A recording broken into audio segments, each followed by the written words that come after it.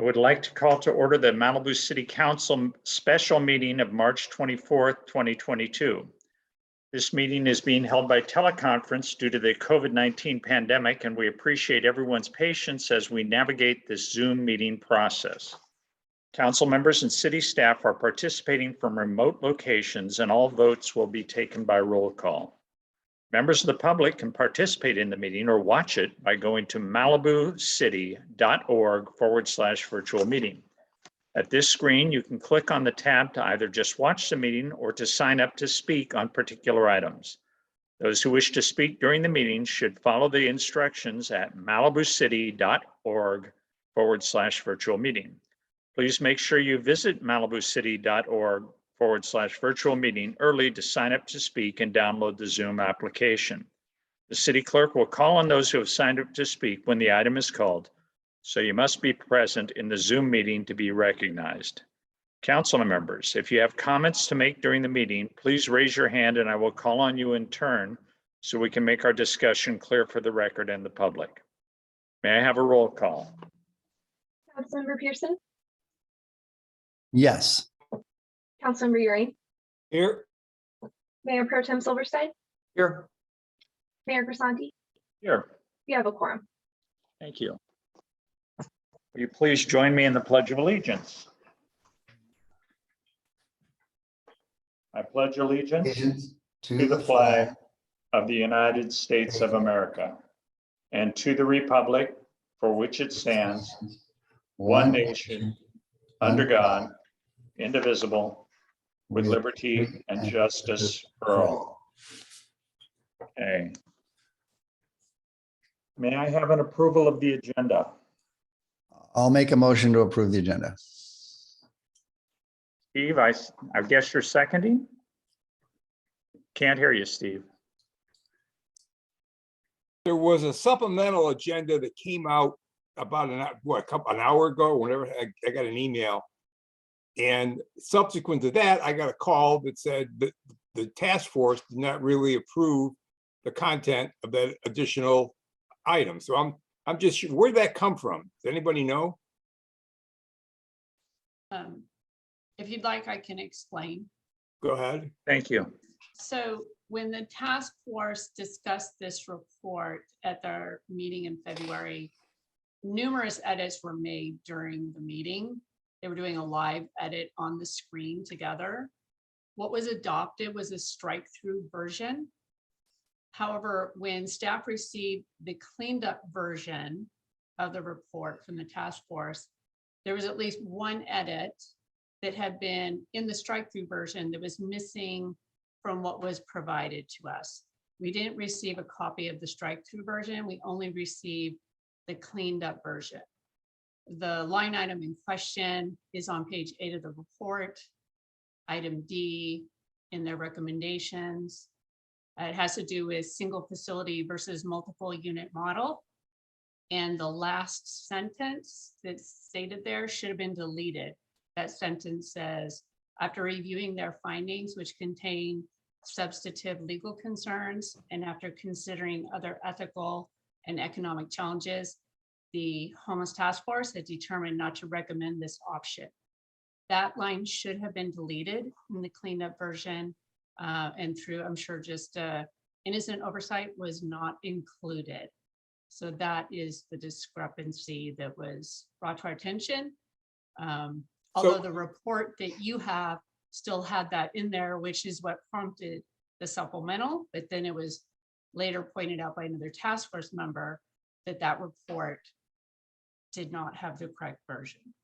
Okay, so when we look at the supplemental, we should just ignore the last sentence that's included in there. Is that what you're telling me? Correct. Okay. Okay, however that, the task force has got to learn, if you want to fight with each other, you got to get on the city council. You can't go doing this on your own down there, guys. Okay, I'm sorry. So with that description and explanation, Paul, I will second the approval of the agenda. Okay. May we have a motion to, when we have a roll call vote? Councilmember Pearson, Yes. Councilmember Uri, Yes. Mayor Pro Tem Yeah. Silverstein, Yes. Mayor Grisanti. Yes. Motion carries. Okay, may I have a report on the posting of the agenda? The agenda for this meeting was properly posted on March 18th, 2022.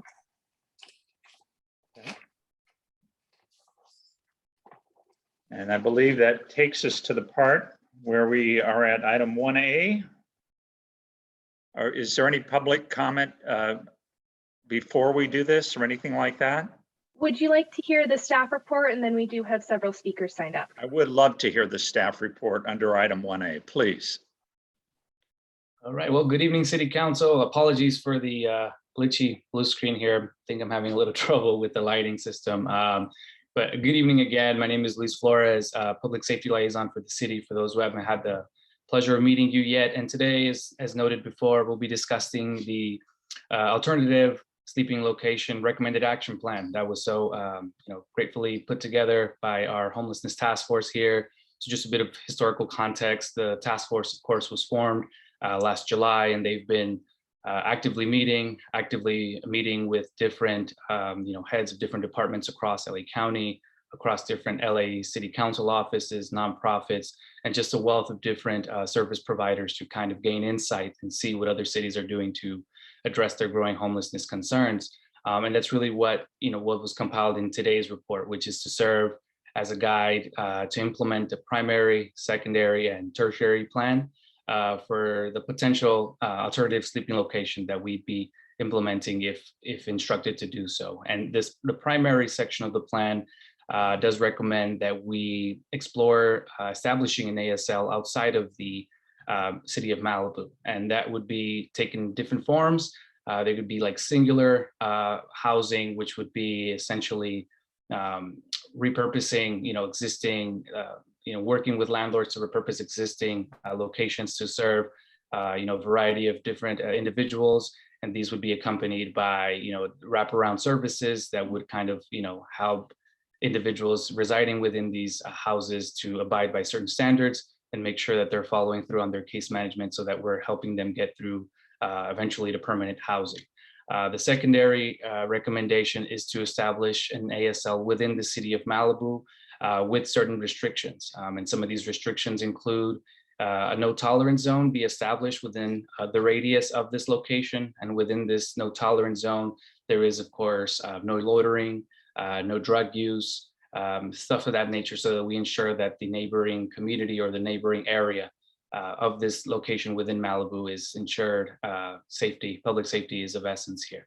The third plan or tertiary recommendation is that we explore existing facilities outside of the city of Malibu that already have some of these services, and we're simply procuring beds for Malibu's use. So if there are existing facilities that perhaps need additional funding or have the space and would welcome an additional partner, that would be where we would enter and perhaps procure 5 to 10 beds or any number of allotted beds for Malibu's use, which would essentially help the sheriff's department enforce some of our ordinances, including the camping ordinance, which is really where this entire conversation about the ASL stems from. Really, it all traces back to the 2018 Boise case, where in terms of enforcement of homelessness and encampments, we want to make essentially sets the legal precedent that we need to have resources and beds available before we're able to legally enforce some of these ordinances, essentially. And this is really where the conversation about an ASL, stems from. So this report is reflective of all these different findings that the task force members have been able to, make over the last several months. A lot of meetings, a lot of different experiences going through different cities and seeing how these ASLs work at different locations. And this is really where it's compiled into one report that we'll be discussing today. But with that, we also have Mr. Ian Roven, who's the chair of the task force, here with us today, and Mr. Bill Winokur, who's the vice chair and also a member of the subcommittee of the task force that helped develop this document that we'll be discussing today. But with that, I don't know, Ian, Bill, if you have any additional comments to make or any regards in regards to the report. No, you did an excellent job. I mean, thank you for that, Luis. That was amazing.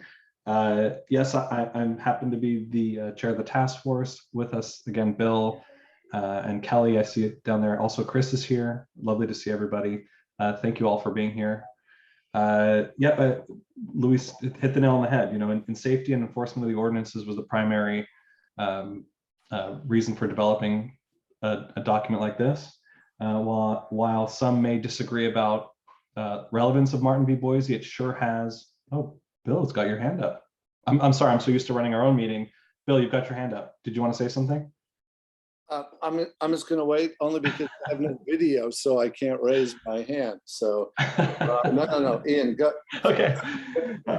Sorry. We were visited by Sheriff's Deputy Braden, and it seems like it is the Sheriff's Department's understanding that if there is nowhere for somebody who has no place to live to be, that they cannot enforce ordinances. Some may say that Martin v. Boise has a specific set of facts that those judges use to determine exactly what would be for that municipality or that area. Some feel otherwise, but what was put in front of us was a determination that no, our ordinances will not be enforced unless this is in place. So with that, Bill. Okay. All right. Thank you, Ian. And thank you, everybody else, for this opportunity. So first of all, with all due respect, Luis, it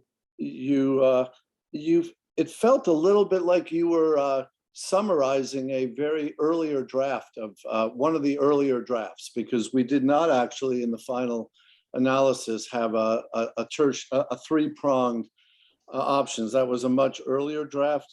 So if you follow the document that we all have in front of us, to just sort of maybe bullet summarize that, we really have two options, right? And the first is to establish or create our own ASL, and that basically kind of bifurcated then into locations and the nature of it. So that really was that is the primary, and the primary that we looked at was a more centralized facility as opposed to distributed amongst single family dwellings, though that would be open for further evaluation by the city or city staff.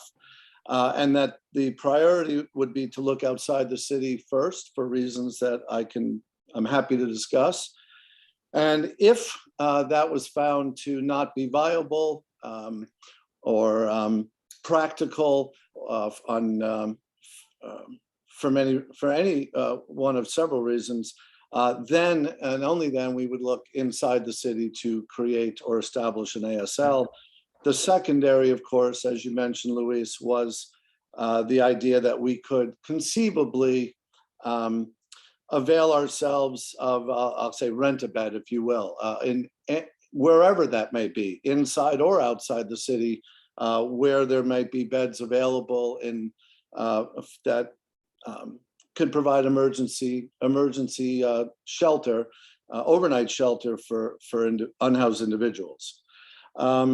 So just one more comment on the location issue, because that was certainly one of the most intensely discussed issues about whether or not to create or establish an ASL, which, by the way, let me just back up 1 second.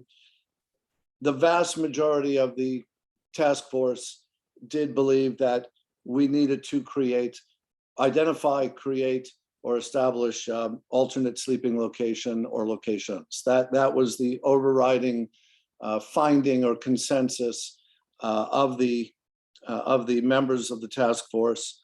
But certainly location, as I don't think anyone on this call would be surprised, clearly is very critical to the creation of alternate beds.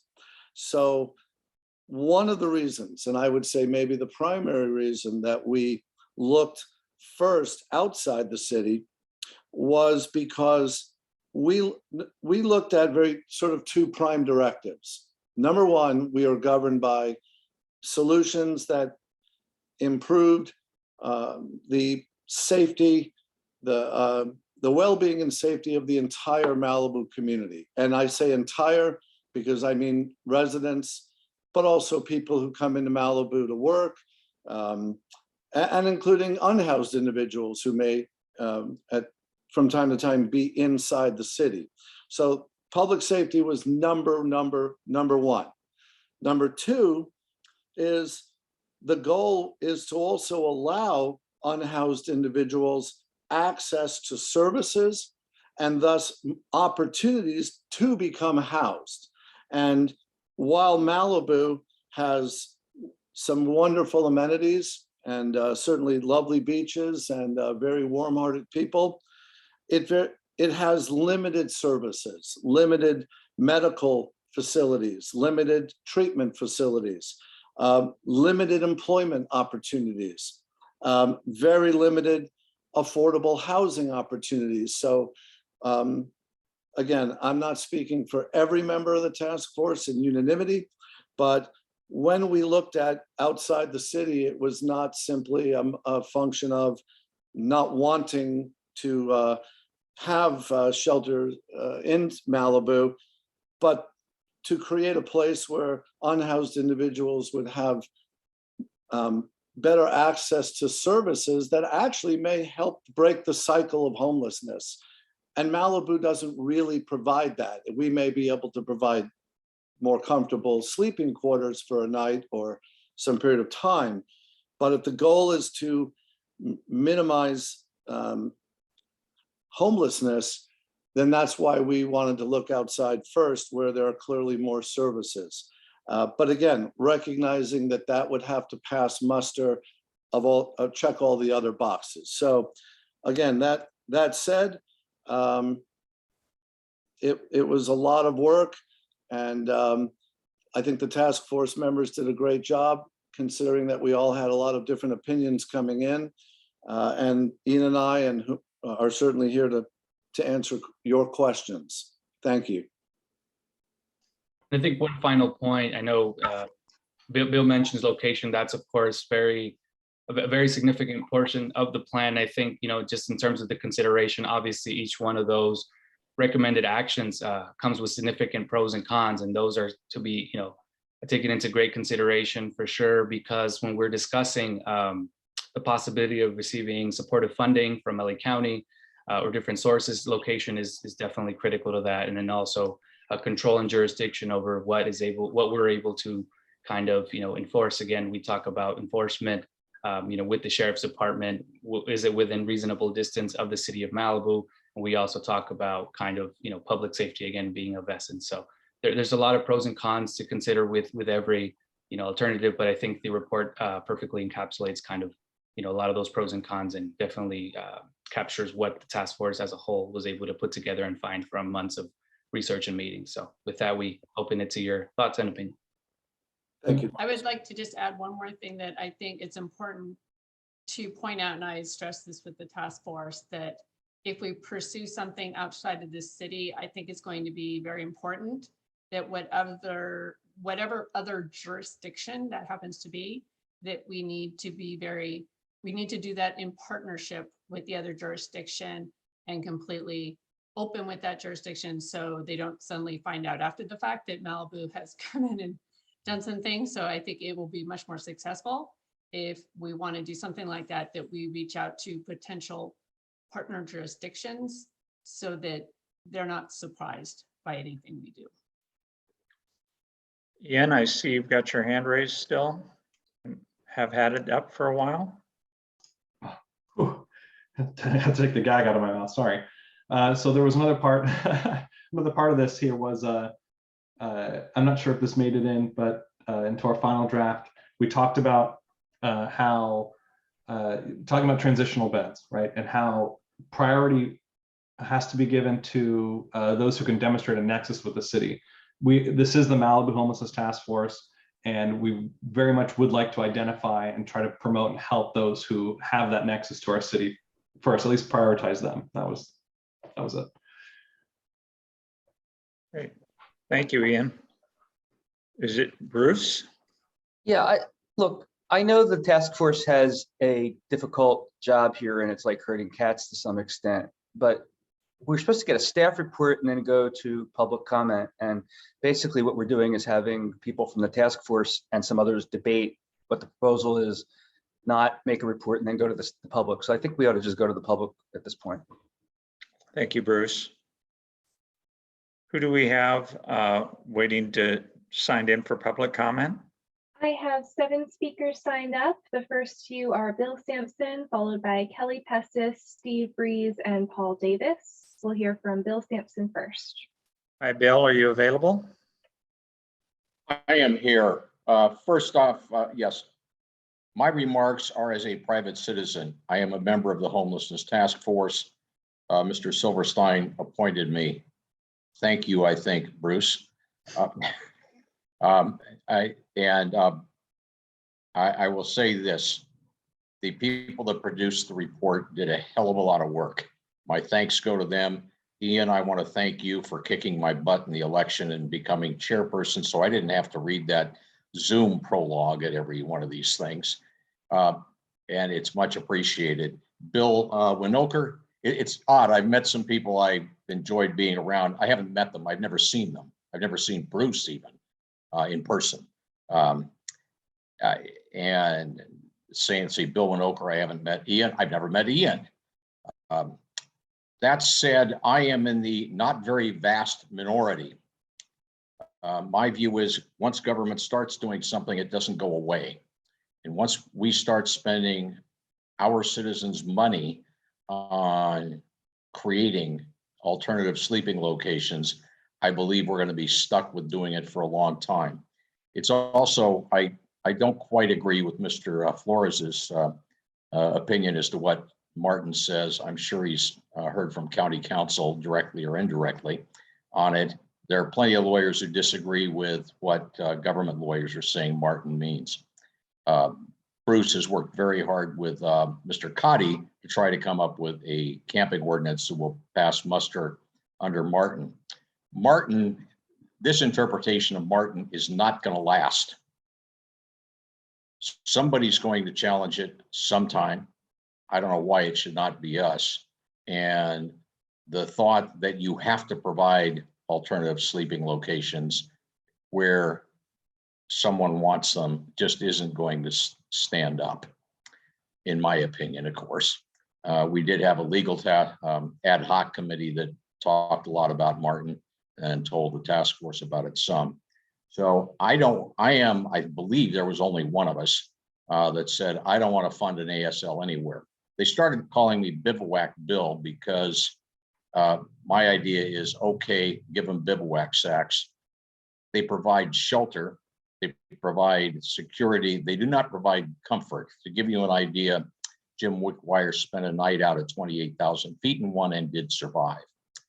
The city of Malibu, I have yet to speak to a citizen, with the possible exception of one who I think is here tonight, and I'm not quite sure I have her views correctly, that wants an ASL in Malibu. I'm not elected, but I still haven't found anybody who's urging me to do it, so I'm absolutely against it. Thank you. I believe you've made your position clear. Who do we have next? We have Kelly Pestis, followed by Steve Breeze, Paul Davis, and BLK. Kelly, are you available? Yeah, hi. Steve is going to give me a minute of his time, and then he's not going to speak because that's how our marriage works. First, I want to say that I disagree with a little bit of Bill's characterization of us not wanting to be able to use other beds and only wanting an ASL option, whether it be here or elsewhere. But I want to take time and argue that point. I think at least half of us on the task force would probably be thrilled. To open a homeless shelter takes doctors, psychiatrists, social workers, security, and specialized management staff. Basically, it takes a village.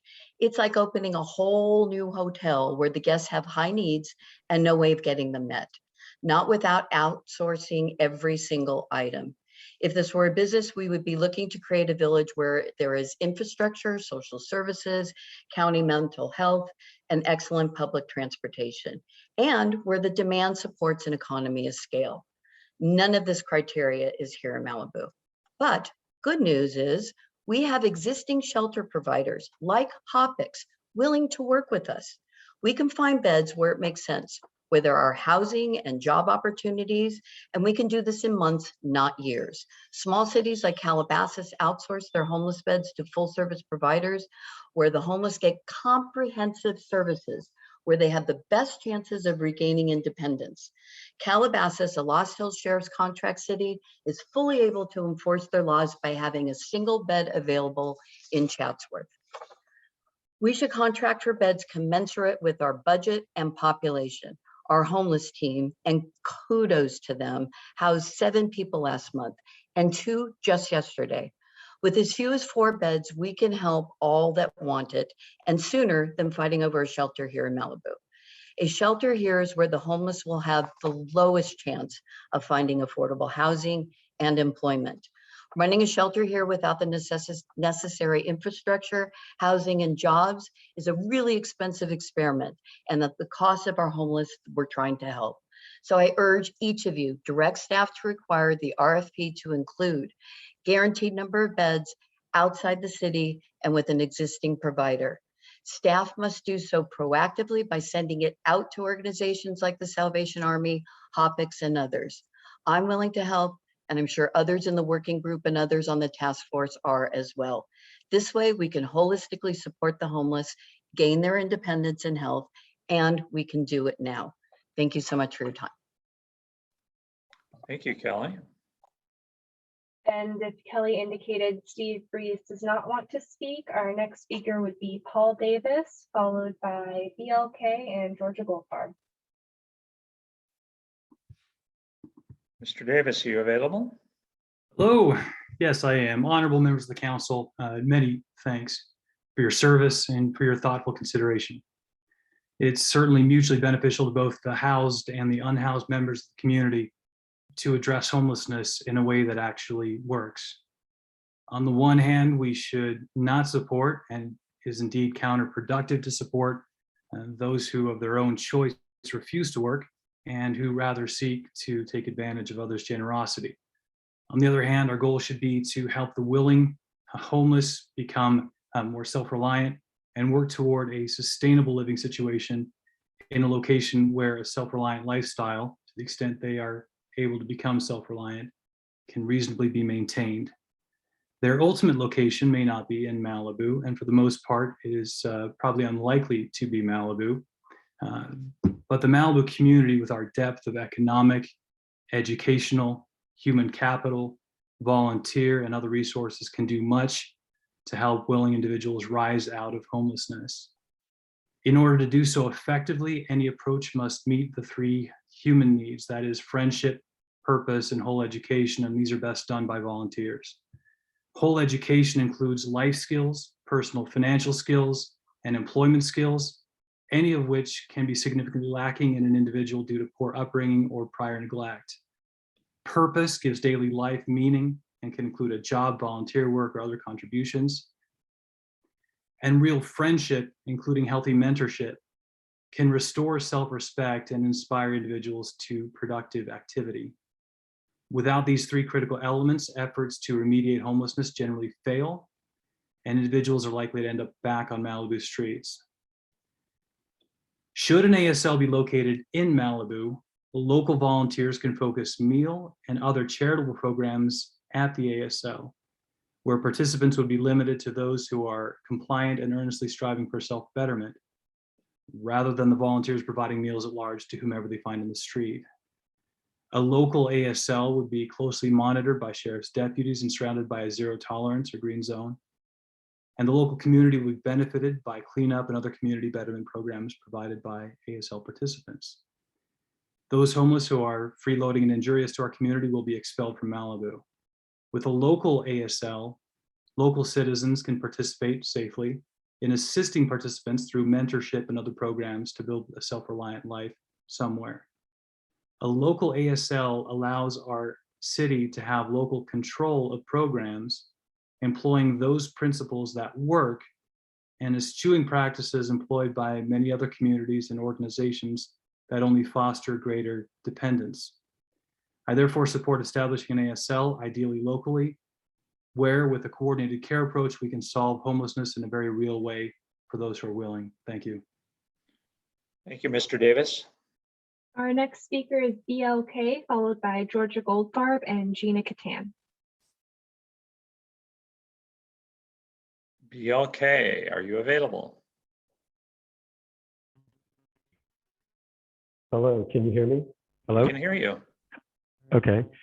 I live in Malibu and work in Malibu, and I'm familiar with the unhoused situation in Malibu. First of all, I'd like to thank the task force for their Herculean efforts. And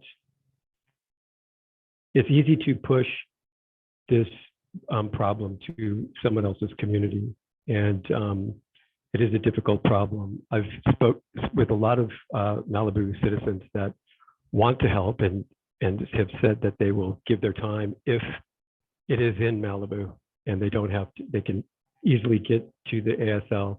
And for those reasons, another thing is that most of the homeless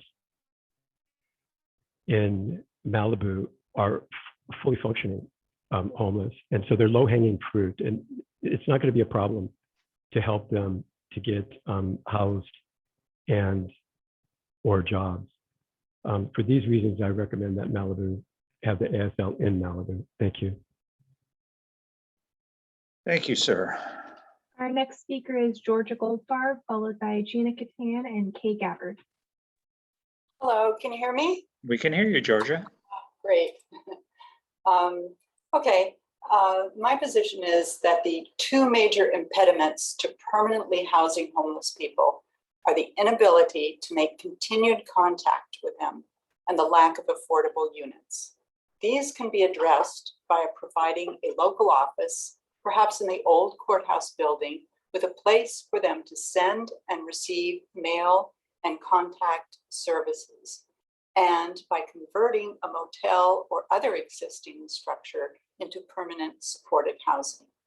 I do believe that we have a moral obligation to contribute to this problem. I also believe recently cities have worked cooperatively and collectively to provide housing. I think this is the most viable course for Malibu because of the extreme fire danger and cost of housing here. We should reach out to neighboring areas to identify potential properties suitable for conversion. That is a first step. I recommend bypassing a shelter to go directly to the solution, permanent housing. And that can be done within, I don't know, in some situations, 18 months. To accomplish this, we should access the significant government funding for permanent housing. A very successful organization, Step Up, can offer help and guidance in securing grants and does provide services for unhoused people. And for example, Shangri-La, which actually provides the construction, extremely cost-effective construction for conversions. That is much more cost-effective than building new units. Thank you. Thank you. Our next speaker, Gina Catan, I don't see her in the meeting, so we'll try to circle back and we'll hear from Kay Gabbard, followed by Lonnie Gordon. Hi, Kay, are you available? You know, I'm sorry, I'm not seeing Kay either, but let's see if we can get Lonnie Gordon. Hi, Lonnie, are you available?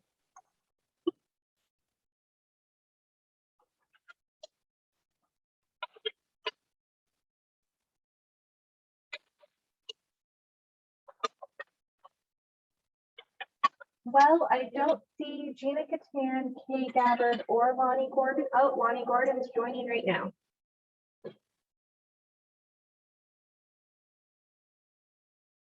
And Lonnie, we're going to ask you to unmute. I just got on. I'd like to say before I begin, I agree with what Kelly said, so I'm not going to say any more than that. I had the most trouble tonight. We turned on our YouTube, we couldn't get on. I turned on my husband's computer, we couldn't get on. I turned on my computer, I just got on. So I don't know whether you changed your audio video people or not, but there is a problem and somebody needs to work with that. But I do agree with what Kelly said. I do agree partially with Bill Sampson said. And I just think we're not ready to deal with taking on an ASL in Malibu. That's it. I'm short. Thank you very much, Lonnie. And Mayor, we do have a raised hand now from Joe Drummond, so we can hear from her next. Thank you. Are you available, Joe? Hi, yeah, I'm sorry, I just tuned in and I did send in a note today. I do agree with Kelly Pettis that due to the extreme expense of housing here and the lack of employment, we should be using contract housing outside of the city. I'm also concerned with the crime report from last month that said that there were 3 to 4 assaults and crimes from the homeless in Malibu against residents. I believe that's what it was. So that is concerning. I do love Scott Dietrich's idea, which we could possibly consider leasing or purchasing a large home that has room for perhaps 6 individuals and then in a COG city, which is more affordable, not in Malibu because of our low population and lack of commercial and industrial areas and exorbitant housing costs. It could act as a sober living or mental health facility if we have the right staff and intake people involved. The cost of purchasing such a house compared to leasing should be long-term, more economical, and with use of Measure H funds, knowing that if we did buy, the value would most likely increase over time. This can be used as a possible transition to full-time housing in a similar type place. It should definitely be on or near a bus line. Perhaps we can have 2 facilities or homes, 1 temporary intake and 1 with permanent full-time housing and support. And given the real estate expert on the council, perhaps their knowledge can be used for good here. It ends up being more, if it ends up being in a more remote place, it could be organized like Camp Kilpatrick with cottages and several beds, but without as much security, supporting more than 1 city with a shuttle bus to the nearest bus stop, work center, etc. This would be more comfortable than the massive open beds in an ASL. I know Lasha apparently wants us to have a large ASL here. It seems to favor turning the courthouse into a facility with perhaps 40 individuals. This is a bad idea. I think that would attract more homeless here when we've been so successful at reducing our numbers and also not having any affordable housing for staff here to staff the places.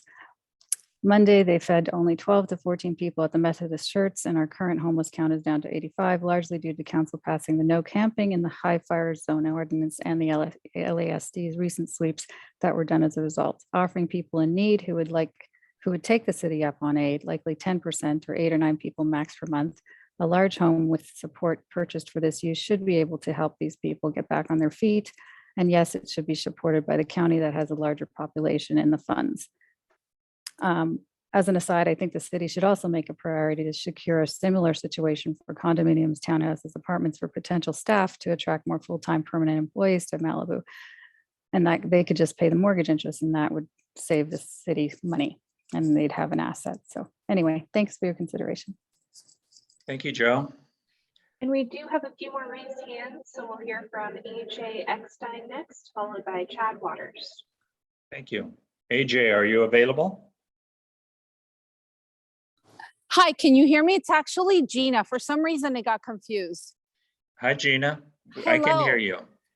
First of all, I wanted to thank you all so much for all of your work. It is amazing what you do on a daily basis. I also wanted to thank you because in Westward Beach, there is a definite improvement with all the people that were camping out and smoking under the bushes.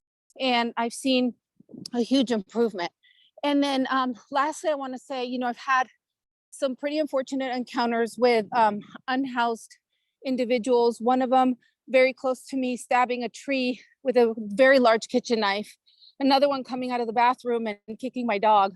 So having said that, I've also talked to some very nice homeless or unhoused individuals. My concern is that, when I spoke to one of them in particular, that's at the end of the boardwalk, I'm sure you are all familiar with him. And I said, would you be interested in going to some sort of a shelter? He said, why would I do that? I love it here. The weather's great, and this is my place. So I think that, if you build it, they will come. And what happens if it doesn't work? Then you're going to have an influx of unhoused individuals at the beach, which is, because it's the weather is fantastic here. So I just think that we need to help them, but we can't be attracting. Instead, we need to work with what we have here and see if there's a better place for them where it's not going to impact Malibu and make it worse. Because, like I don't know who said this, that they may not have all of the right, help if we do it in Malibu, but they may not know that until they come to Malibu and then they check it out and they realize it's not the right one. And then what do we do?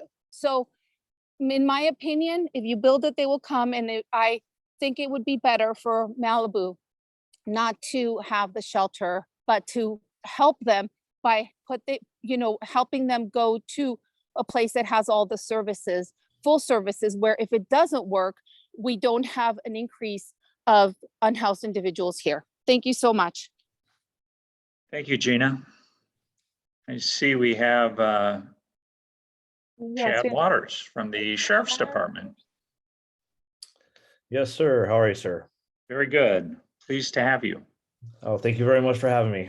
My name is Lieutenant Chad Waters. I'm the liaison for Malibu from Lawlessly Sheriff Station. And when we're talking about homelessness, we're talking about a very sensitive issue, obviously. But what we've been doing lately, and as you've seen, Sheriff Villanueva has been very successful in helping the homeless getting relocated and finding themselves permanent housing in other places, both relocating them with family that they haven't been able to get in touch with for several years, as well as getting benefits services such as veteran services, things of that nature.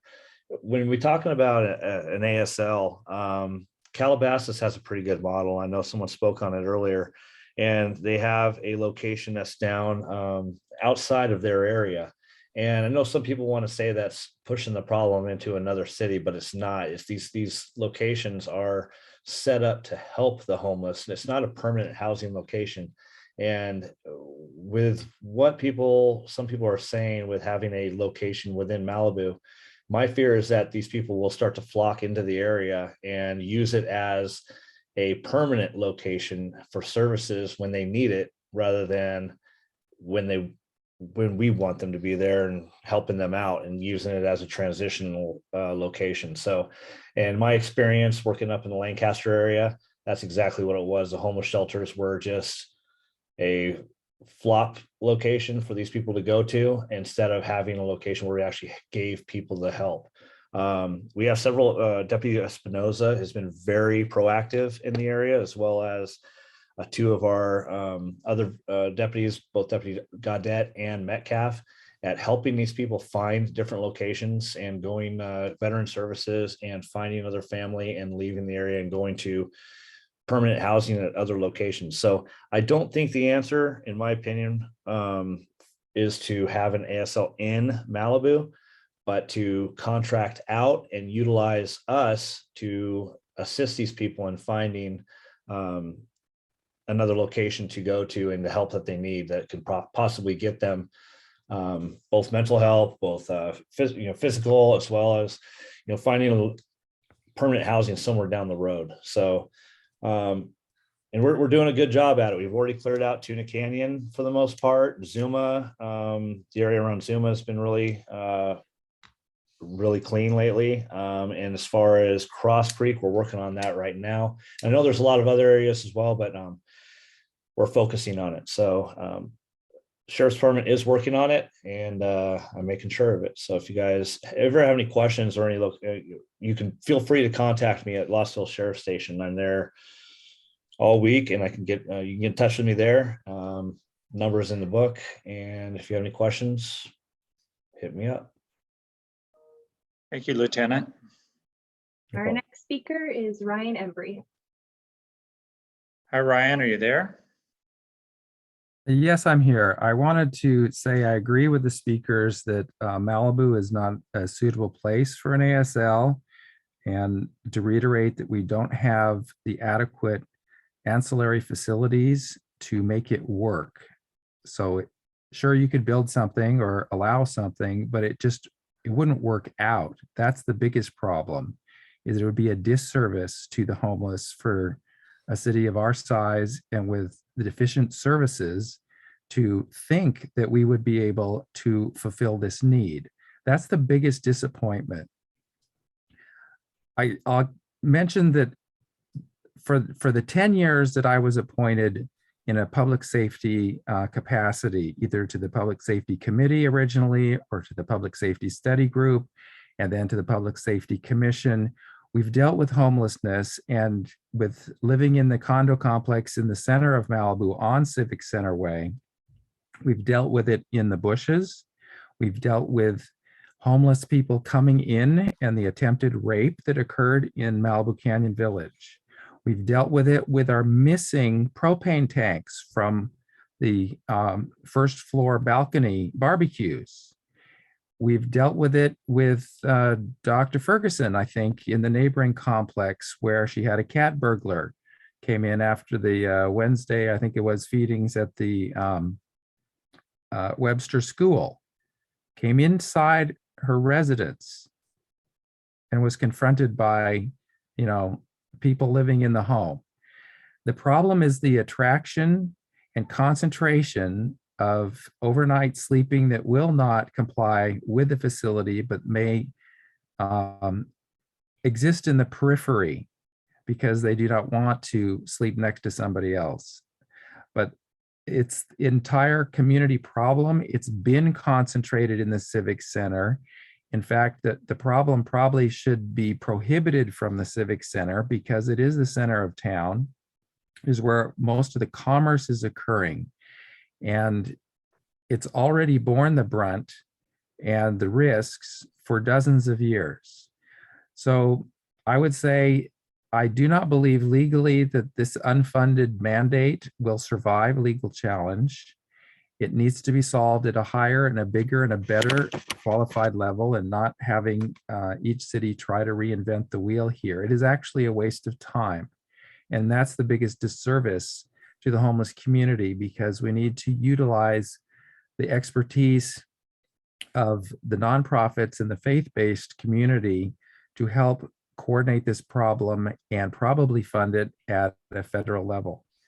It's disproportionate burden on the coastal states, and especially in our environment of mild climate.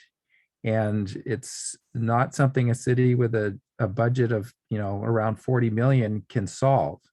Thank you very Ryan, much. And we do have Kay Gabbard in the meeting now, so we can circle back to her. Hi, Kay, are you available? Hi, yes, I am. I'm sorry again. I want to thank the task force people for all of their dedication, caring, and work to come up with this document. I want to remind all the city council members and the people listening that what we're talking about here with an ASL is temporary or bridge housing. It's 3 months, it's 4 months. It's been found to be successful in communities like Laguna Beach.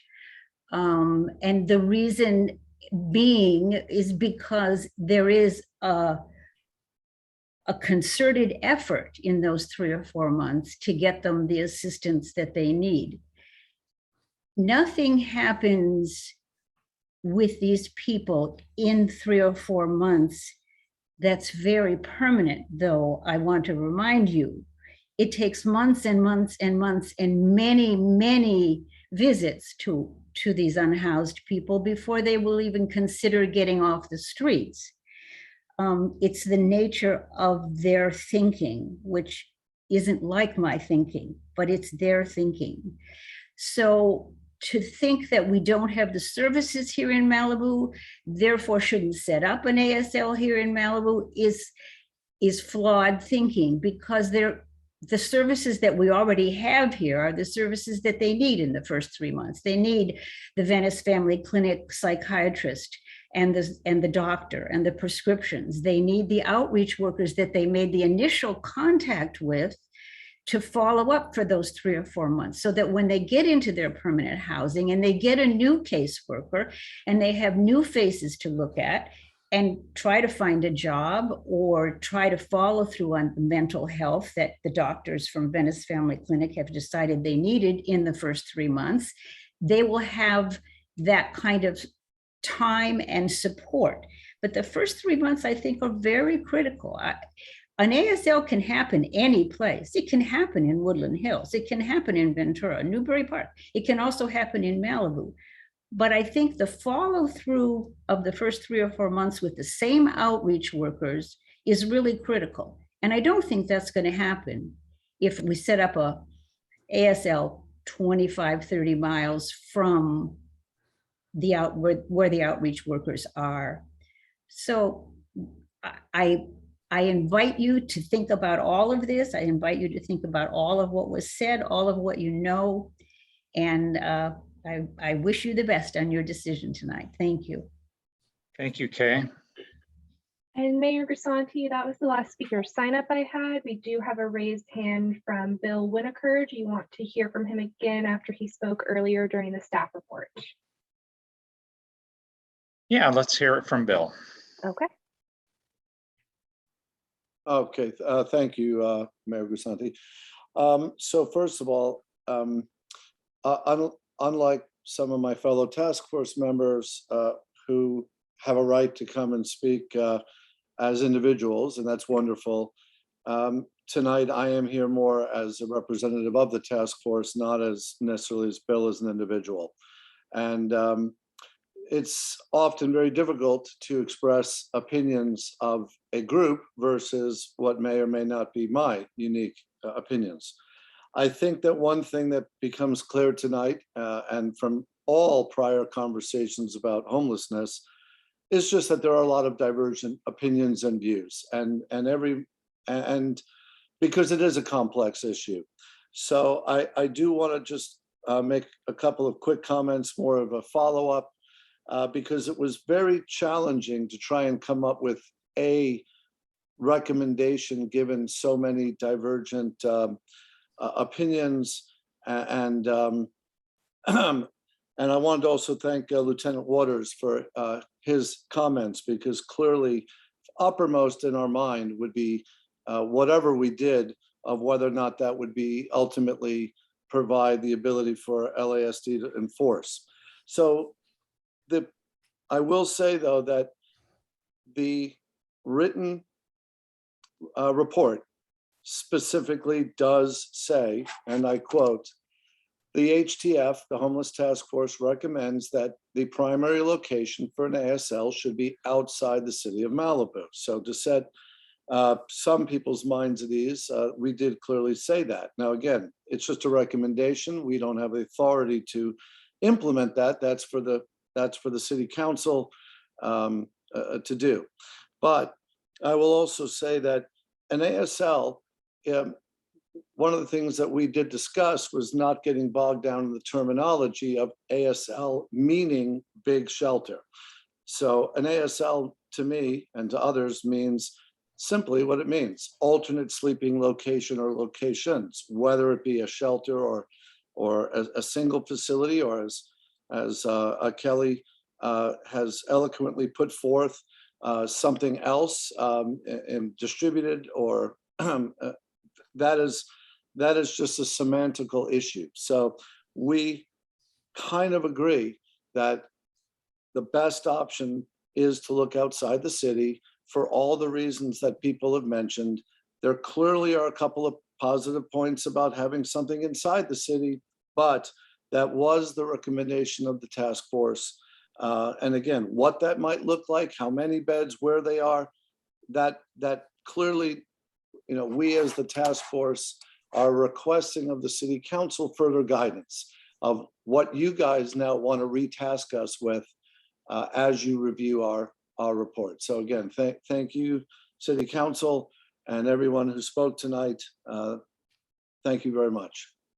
Thank you, Mr. Winokur. And that concludes public comment. Okay, we are back at the city council, and who wants to lead off? Mikey? Unmuted already. I didn't sense anyone else really wanted to go first, so I thought I'd just, fall into the ditch straight off. I just wanted to first really thank the task force like everyone has. This was a almost impossible task to undertake. Really, really difficult.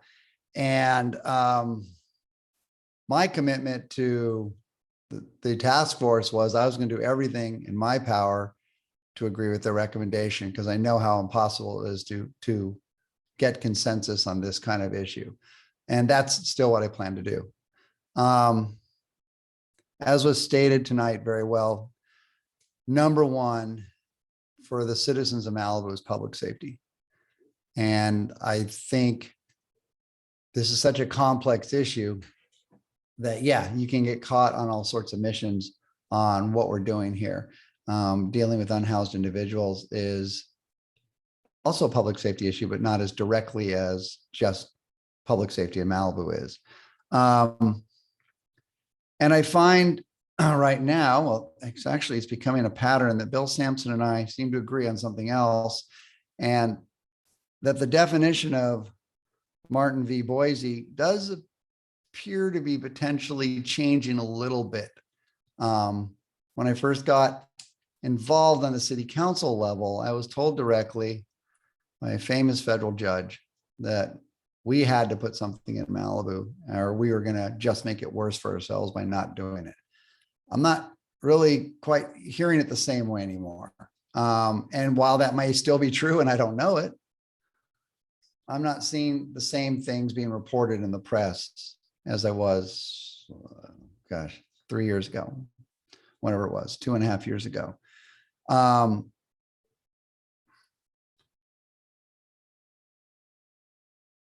So I am going to give some detail, and thanks to all the speakers, by the way.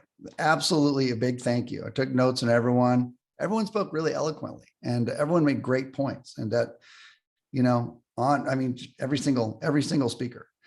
So thank you for that. I have a series of notes here. I won't take that long. So what I'm hearing is, first, look outside the city for various reasons. I don't even go into the details. It's all in the report.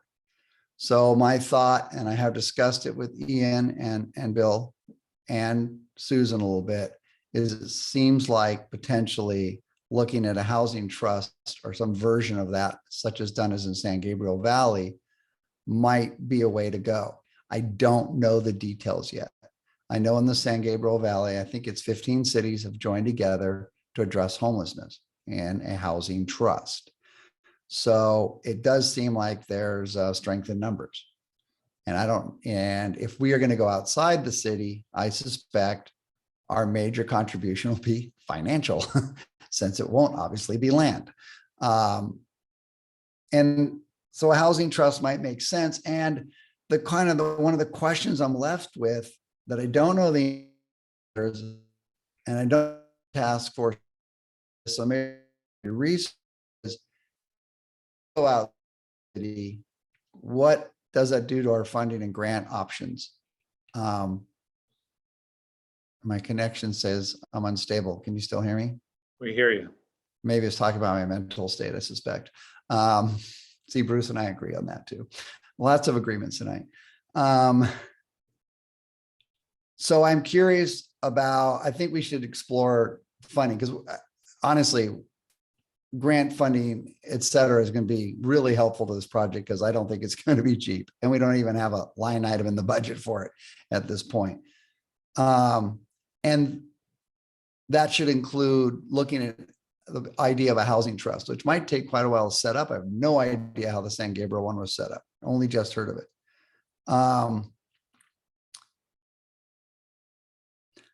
I strongly echo what Susan, I believe, said, that wherever, if we're going outside the city and successful, that it really does need to be in collaboration with that city or cities. I am not in favor of just trying to buy or rent a place and kind of mad dog our way in. I think that would be disastrous.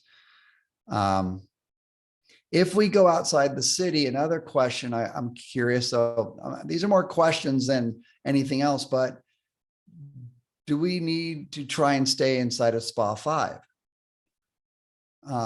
because of services? And I don't know the answer to that. I mean, in fact, Would I you don't like even. me to provide a little information on that? Sure. Why don't you jump in? That's great. Thank you, Susan. Yeah, as we've been told by LASA that there's a couple different ways it could work. Like if it's just us acting independently, then it probably would need to be within SPA 5, serving SPA 5, which is the west side, or for the COG, our Council of Governments. So for those of you who aren't familiar, that includes City of Westlake Village, Gray Hills, Calabasas, Hidden Hills, because some of the Measure H funding is funneled through the COG, so it could work that way too. The other way that the Measure H funding and potentially other funding could be available is through some type of housing trust, which San Gabriel Valley, they leverage a number of different funding sources through that trust. So I think those are kind of the three models that I've seen in terms of acquiring the easy money that we know is right there. Okay, that's super helpful. And see, you're already helping the task force move ahead. That's great. One of the central questions I had, and I thank you, Chad, for coming on. I really appreciate that, is, will the sheriff enforce no sleeping in public property if we go outside the city? And it sounds like there's a zone in there that's possible. So that's a good place to start, I guess. Because I think we come back to what the citizens are concerned with is public safety. And I agree. So we need to define what that looks like and keep that paramount in our mind on all levels. As somebody, and maybe it was Bill, said, not only for the citizens of Malibu, not only for law enforcement, not only for service providers, but for the unhoused people. I think one thing that the report read, as I read it, if it's in another jurisdiction, it said whatever we do should be temporary. So I'm taking that to mean that our participation in it's temporary, not necessarily the physical structure. Because if it's outside of our city, it could be, I don't think it needs to be in a temporary structure. And I don't know what length of time we should commit to it. Something we'd have to check out. And I don't, still don't know enough about that. And obviously, as was said in the report, anything that we do will need to have, obviously, legal analysis, because this is, a tricky territory when it comes to that.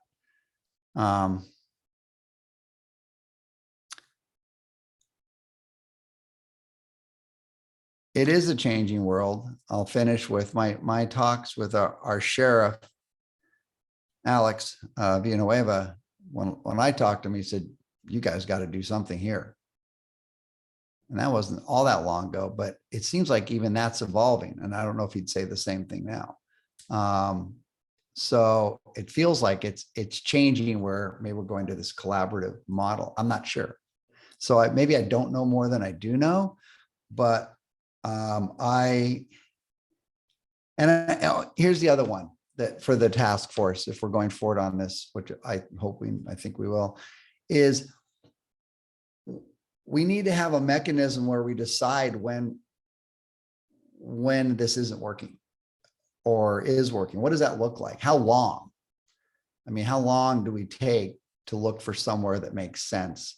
What is that, and how does that impact the city of Malibu's public safety while we're in that process? And so I think the task force needs to, or somebody needs to sort of define what that looks like in a fast changing world, which makes it, like everything to do with dealing with unhoused issues, very, very difficult.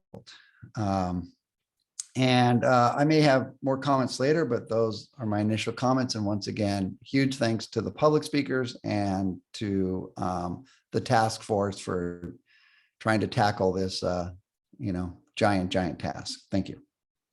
Thank you, Councilman Pearson.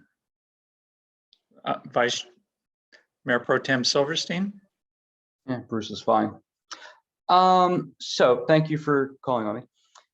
I'm going to have quite a few things to say here. First of all, I want to thank the public speakers. I actually thought there'd be a lot more public speakers given the significant public interest in this issue, but very much appreciate the people that showed up tonight and spoke, and as well as those who sent us letters. And I'll talk a little bit about them as well. I got an outline of things I wanted to talk about, separate and apart from having heard people speak, but I think I'll start by just acknowledging and talking about what we heard tonight so far. What we heard so far, I think, was one person, Bill Sampson, saying no ASL, full stop. And I'm going to agree with that for reasons I'm going to explain later. But and that's no surprise, I guess. I appointed Bill to that task force, but we didn't get together and decide that should be the position. We just happened to think alike. Bill's a lawyer, by the way, also. We heard a lot of residents saying of the things that are being proposed, only ASL in Malibu, outside of Malibu is the only thing they would support. The primary proposal, full stop, not the secondary proposal. No one's really talked about what's been framed the tertiary proposal, but that's also outside of Malibu. But we heard a lot of people say not in Malibu, and very importantly, we heard representative from the Sheriff's Department say not in Malibu. And that's not new. We were hearing that from Jim Braden. We heard that from Captain Becerra. When Steve and I met with Sheriff Villanueva, he agreed that that was not necessary. And I suspect we'll hear that from whoever replaces Captain Becerra definitive, permanently for Lost Hills. It does not have to be in Malibu for legal reasons, and I'm going to talk about that in a few moments. But it was great to get that confirmation. Calabasas has an ASL outside of Calabasas, and it's working. Chad Waters said a number of things that I thought were very impressive, that I agree with completely. It'll end up being a flop location. He's concerned that it will be, this is my words, not his, but I think he basically said this, an attractive nuisance. And we also heard that from Gina Eckstein, the Field of Dreams statement. If you build it, they will come. And I completely agree with that. If we build it here, they will come, because this is a great place to live. And if you got to live unhoused, why not live unhoused here? And if you are just choosing to live unhoused, and by the way, there's a lot of people choosing to live unhoused. Why not choose to live unhoused in Malibu if they're inviting you to come do it? And then we heard not an insignificant number of people, but a minority of people saying, no, do it in Malibu. In fact, they didn't even want to do it out of Malibu. Just they want to go right to do it in Malibu. Well, we should remember, and Bert Ross also wrote in a comment to that effect, so did Terry Davis. So I'll add them to that list. Remember, we had a homelessness working group. That was an unofficial public group that of what I'll call people, the vocal minority of Malibu, who for years were spinning their wheels trying to get an ASL or shelter or other thing in Malibu, contrary to the will of what is really the majority of the residents. The reason we created a task force and took away the decision-making authority, the lack of authority from that homelessness working group, was so that the will of the people could be expressed through our task force and through this committee, this council. Well, some of the members of the task force are the people who were on the working group, and not surprisingly, they're the minority who are still pressing for an ASL in Malibu. But that's not where the task force has come out. And for reasons I'm going to explain, I'm opposed to an ASL, but if there's going to be one, it's got to be outside of Malibu. Okay, so I think those address the comments for the most part. Let me turn to what I had, some notes I have, and they're not just written. They're not written comments, which I know Paul doesn't like. Some of them are, but they're an outline. Sometimes I have some statements here. So I'm going to begin. I'm going to say, I used to help homeless individuals wherever I saw them. and I come from the East Coast. I used to help them when I saw them on the street in New York City. I've helped people in Malibu. When I lived in a different place in Malibu, there was one homeless man. And I guess we're not supposed to use the word homeless anymore. One unhoused individual who I used to give money to all the time, give him food, give him clothing. I stopped doing that a few years ago when I came to understand that was enabling people, not helping them. It was enabling people in a counterproductive way. I felt good about what I was doing, but I really wasn't helping. I was just helping myself feel good, because people who are choosing to live unhoused don't need my assistance.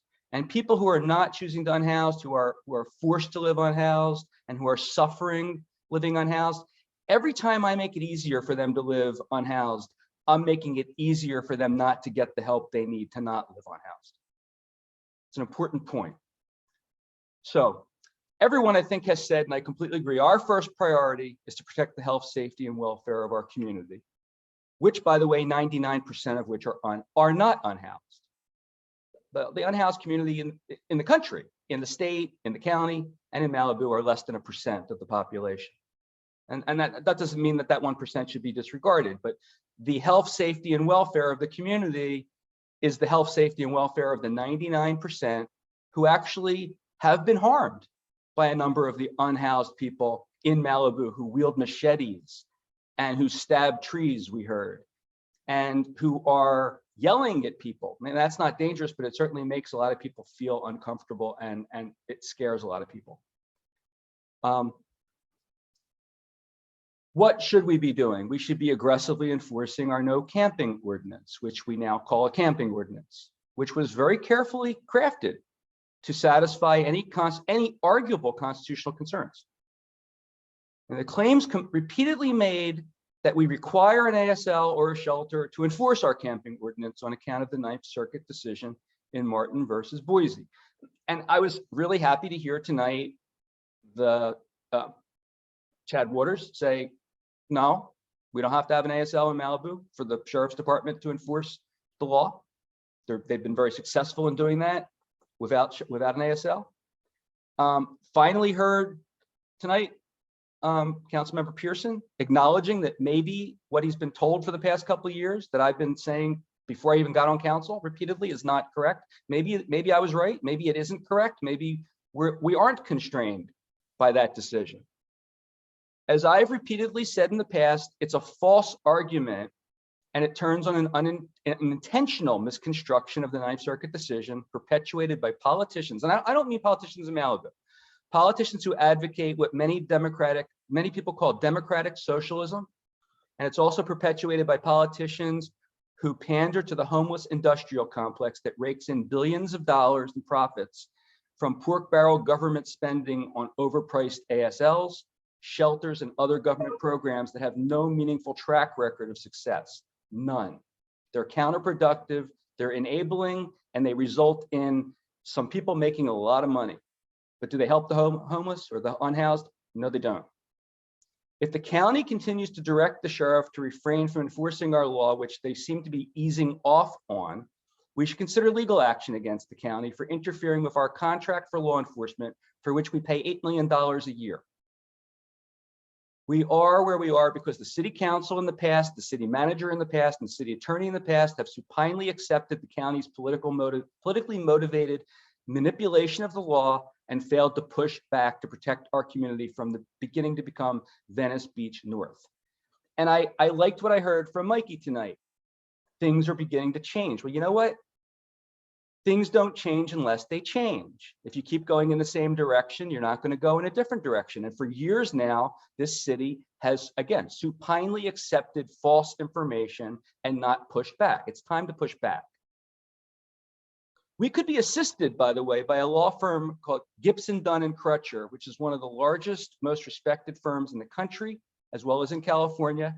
And it has a handful of its senior partners who actually own homes in Malibu.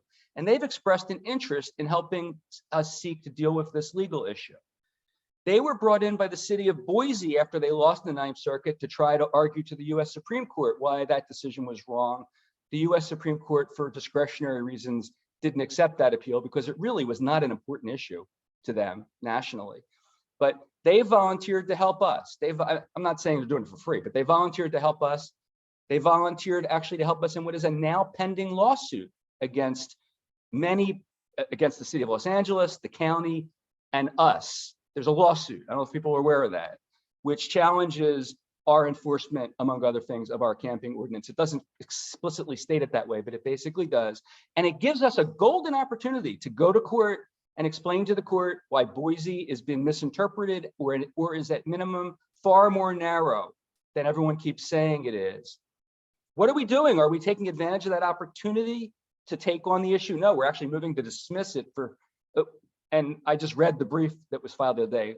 Nobody ever consulted me on the content of that or whether we ought to be trying to take on the issue, but we're apparently not. So Martin versus Boise has been intentionally misconstrued. The narrow holding, I'm going to repeat this, I've said this before, and look, I am a lawyer and I'm a very good lawyer. And I've read Martin versus Boise, and I've read all the other decisions that touch on it. I've read the decisions it came from. I've read the law review articles. I've read the press about it. I didn't speak to that one judge who's actually a senior judge who's been reversed most recently for his ridiculous decision against the city of Los Angeles. And he's been disqualified from another homelessness case because he got too close to the issues, because he's actually a homelessness advocate. But the narrow holding of that case is simply this. A person can't be arrested for sitting, lying, or sleeping in public just for those things if they have no other place to be, subject to the following caveats. By the way, I think that's a wrong decision, but let's accept that. Subject to the following caveats. You can have reasonable time, place, and manner restrictions, which we now do. We adopted them in our camping ordinance. You can only not arrest the person if they lack reasonable access to temporary shelter because they can afford it or because it's offered to them. And it doesn't have to be offered to them in the jurisdiction in which they are camping. I'm going to explain that later. It does not have, it applies only to a person who lacks reasonable access to temporary shelter, either because they can afford it, they don't then lack it, or because it's been offered to them, they then don't lack access.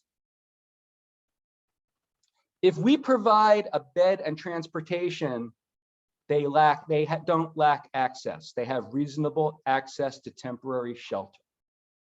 Now, a person can't be arrested full stop without any offer of place if the city has as many beds as people living unhoused in the city.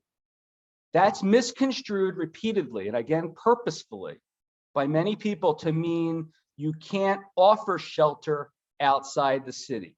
Yes, you can.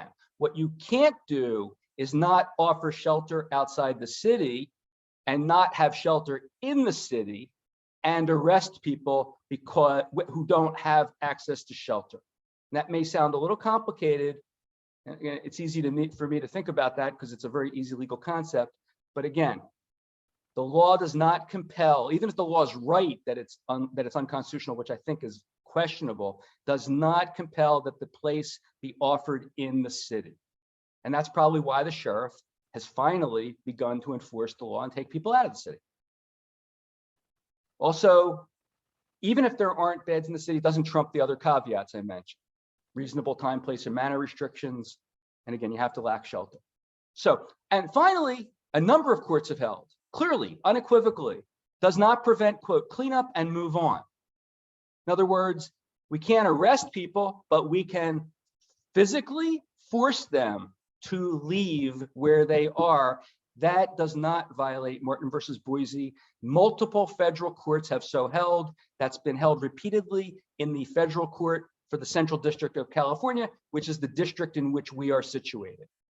So it is a myth. It's time to put that myth to bed.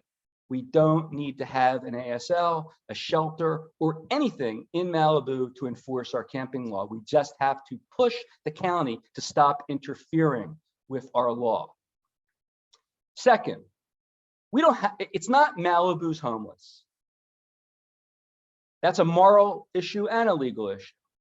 Okay, there may be a handful of people living unhoused in Malibu who are Malibu's homeless. And what do I mean by Malibu's homeless?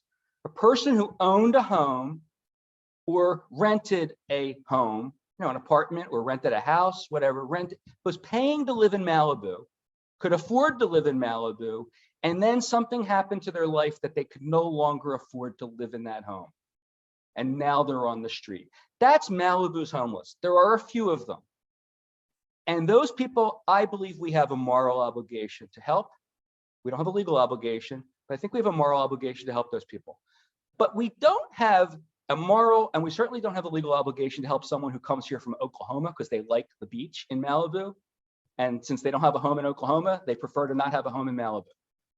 We don't have an obligation to help someone who comes from downtown Los Angeles.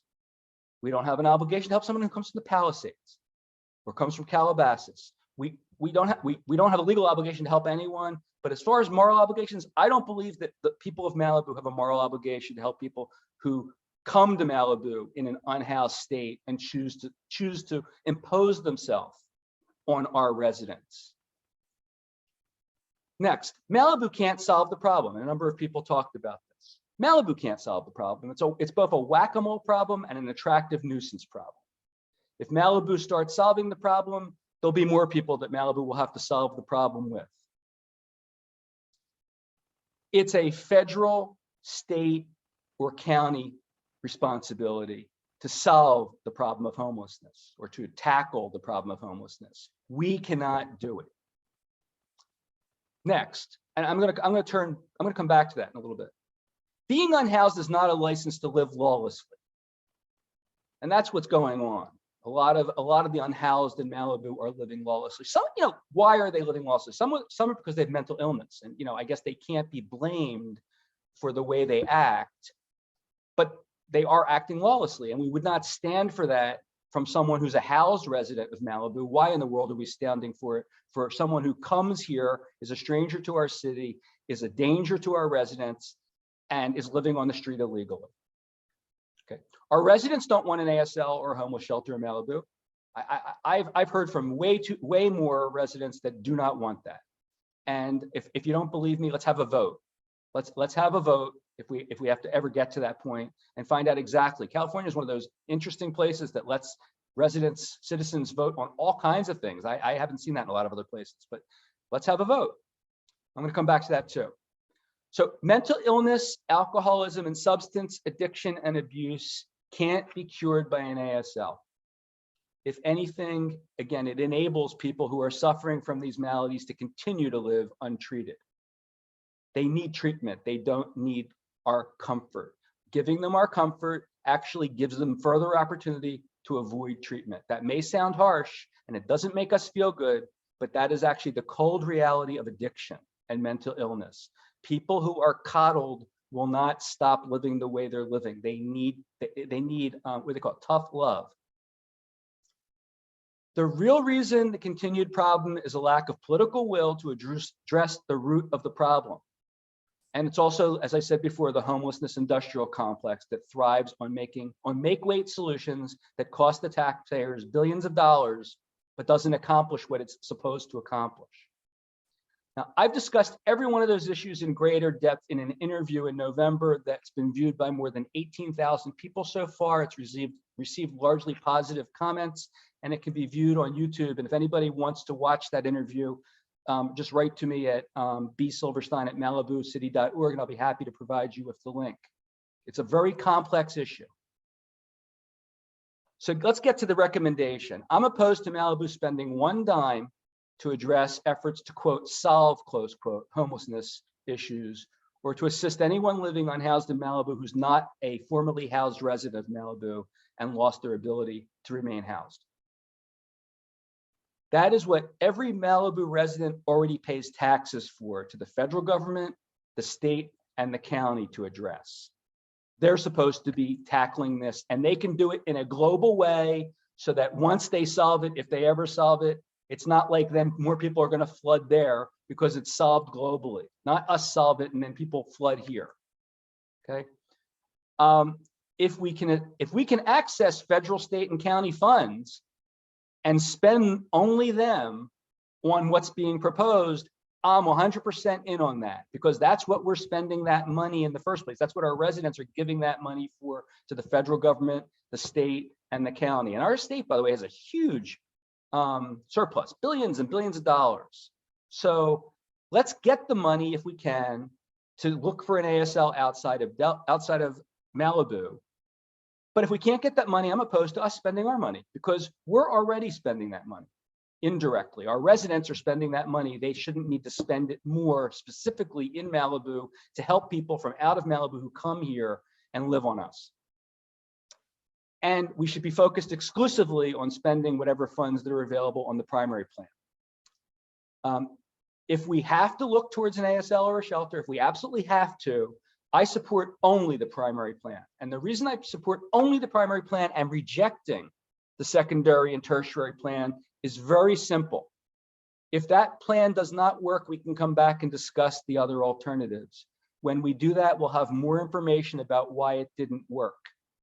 More importantly, in my experience, if you provide a backup plan in a situation like this, there'll be less rigor to accomplish the plan, which is the only plan that's been given to the task force to work on. Moreover, advocates of the backup plan may even sabotage the effort because they prefer the backup plan. So don't give them the backup plan. I have a lot of times in settlement negotiations for clients, good savvy clients will say, here is my limit, full stop. This is what I want you to get for me. You go, well, wait a minute, that's not, we obviously can do more. It's like, no, I'm not giving you any more authority, because if I give you more authority, you know what you're gonna do? You're gonna cost me more money. You're gonna go use the full authority you have, because that's the easier thing to do. So look, I don't think the task force, by the way, has a hard job, other than because they've got a vocal minority who constantly stands in their way.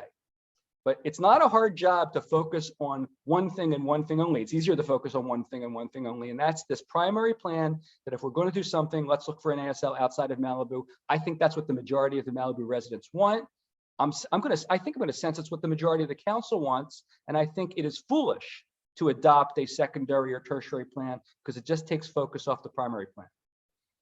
If we must have a backup, the tertiary plan is the better backup, the one that says, joint venture with someone. I didn't really actually understand the difference between the tertiary, the third plan, and the first plan, because they both were somewhere out of Malibu. I agree. I absolutely oppose the secondary plan, absent a majority vote of the residents at the general election, either this November or at a special election sometime thereafter. I will absolutely never support an ASL or a shelter in Malibu unless and until our residents tell us that's what they want. And I think the people, the enablers who keep telling us that we have to do this because it's the right thing to do, they're going to find out if this goes to a referendum. They are absolutely in the small minority. Now, if we do propose a resident referendum ever, it needs to be a mobile ASL. And what do I mean by that? One that moves around Malibu. It's in a different place each week. Why is that? That way everyone shares the pain. Because it's very easy for a majority of the residents who don't live where it's going to be to vote to have it where someone else is going to be. People talk about the word NIMBY, not in my backyard. Well, it's easy even when you're in a small community to put it in someone else's backyard, but not in yours. So if we're ever going to vote on it, we ought to vote on something where it has to be in everyone's backyard. I'd love to see it be in the backyard, literally in the backyard of the people who want the ASL in Malibu. But that wouldn't be fair to their neighbors who don't want it in their backyard, and they do share backyards. So, but that's not realistic. I say that somewhat facetiously, but actually somewhat seriously. People don't want it here. We don't have to have it here legally. There are people who feel very strongly it's the right thing to do, that it's the moral thing to do. Well, they don't get to impose their morals on the majority who don't share that view. I've read that the county, and I heard this tonight from someone that I think was Joe Drummond, the county may be working to place a 40-bed facility in or adjacent to the courthouse, next to the library, next to the soon-to-be open Santa Monica City College Malibu extension. That's a recipe for disaster that threatens the safety of our children and college students, as do many other locations in Malibu. And that's why I pressed when we adopted our camping ordinance, and we have this for a 1,500-foot buffer from any school. That's insane. If the county tries to do that, we ought to go to court to stop them. I continue to hear rumors that some members of city council, including one that's not here tonight, are working cooperatively with Sheila Kuehl's office to make that happen. I certainly hope those rumors are false. That covers everything I had to say. Let me just look at my notes.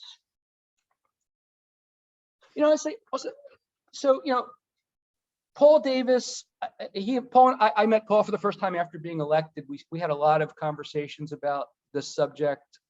I mean, Paul's an extremely moral person. He cares deeply about this. You can tell from listening to him. I could tell every time I've spoken with him.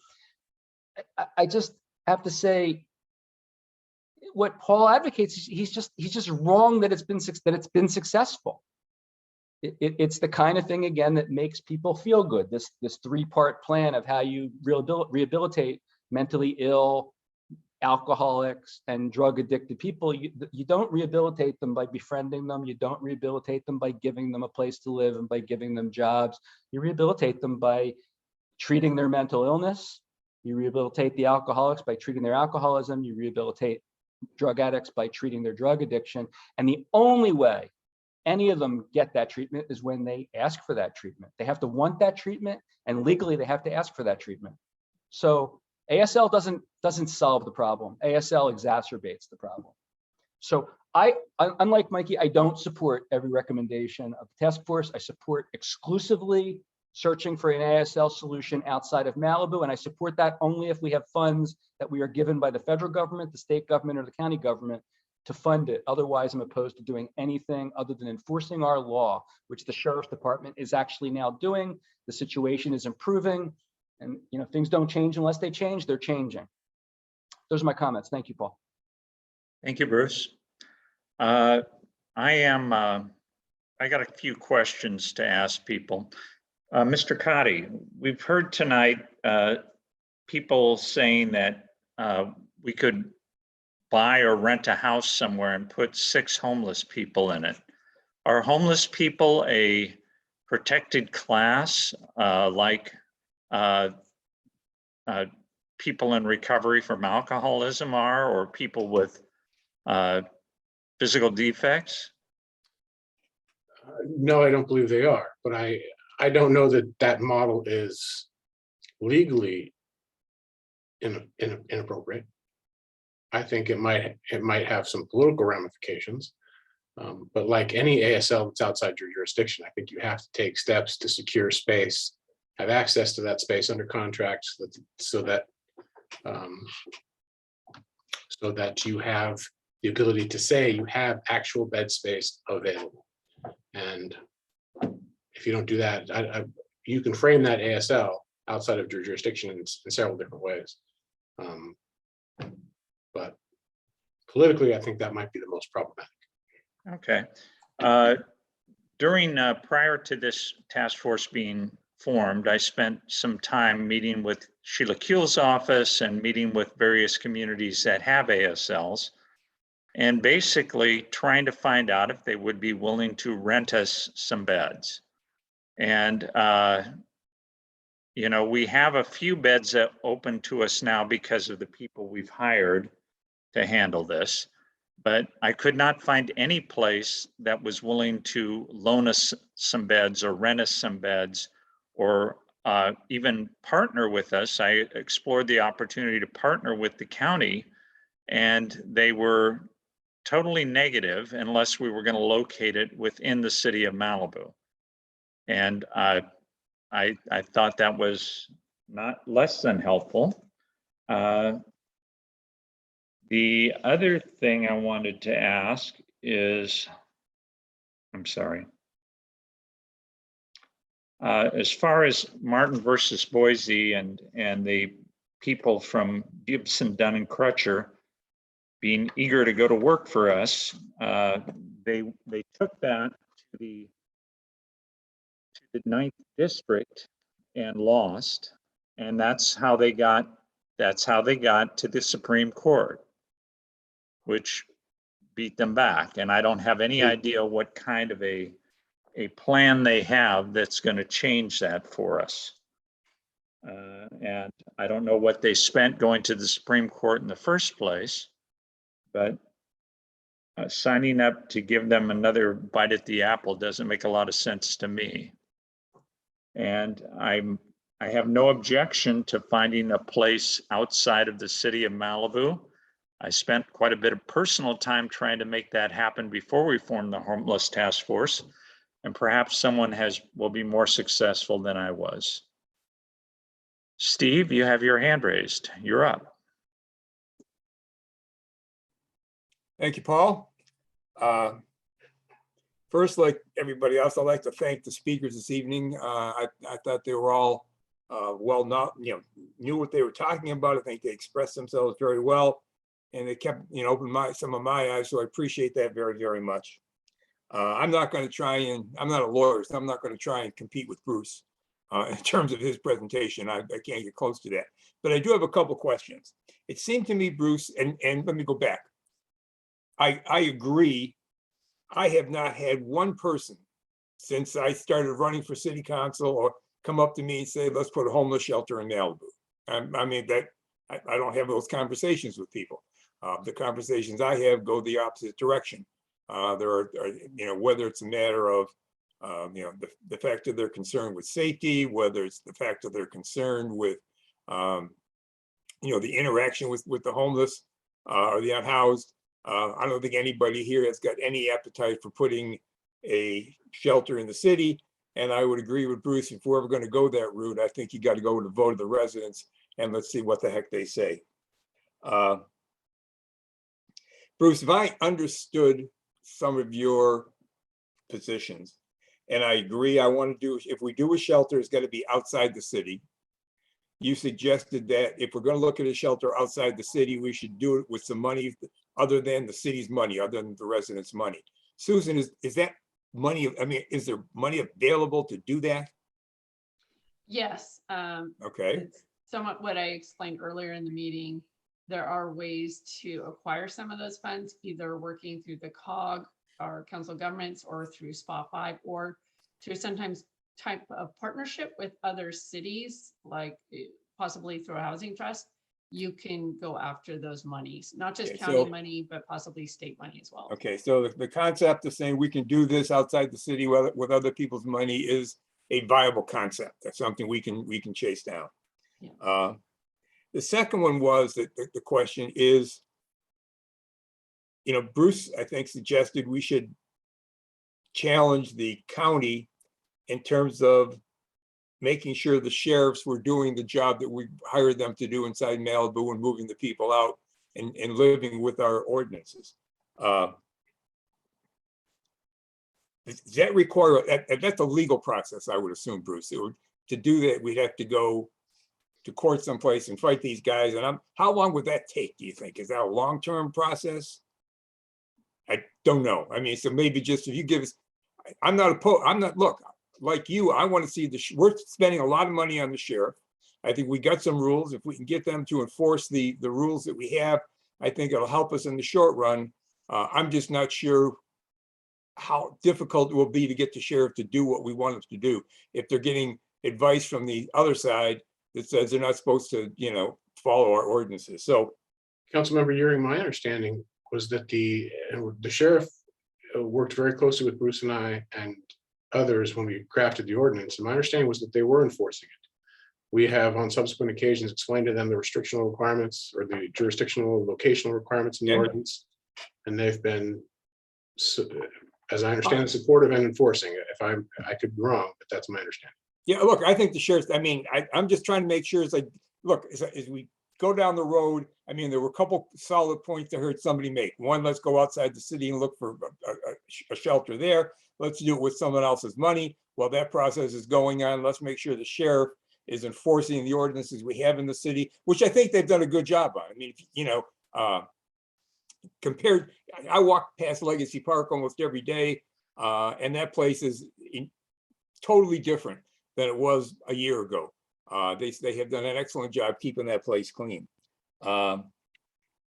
Funding, legal timeline. Yeah, Bruce, you suggested we should go and challenge Martin versus Boise.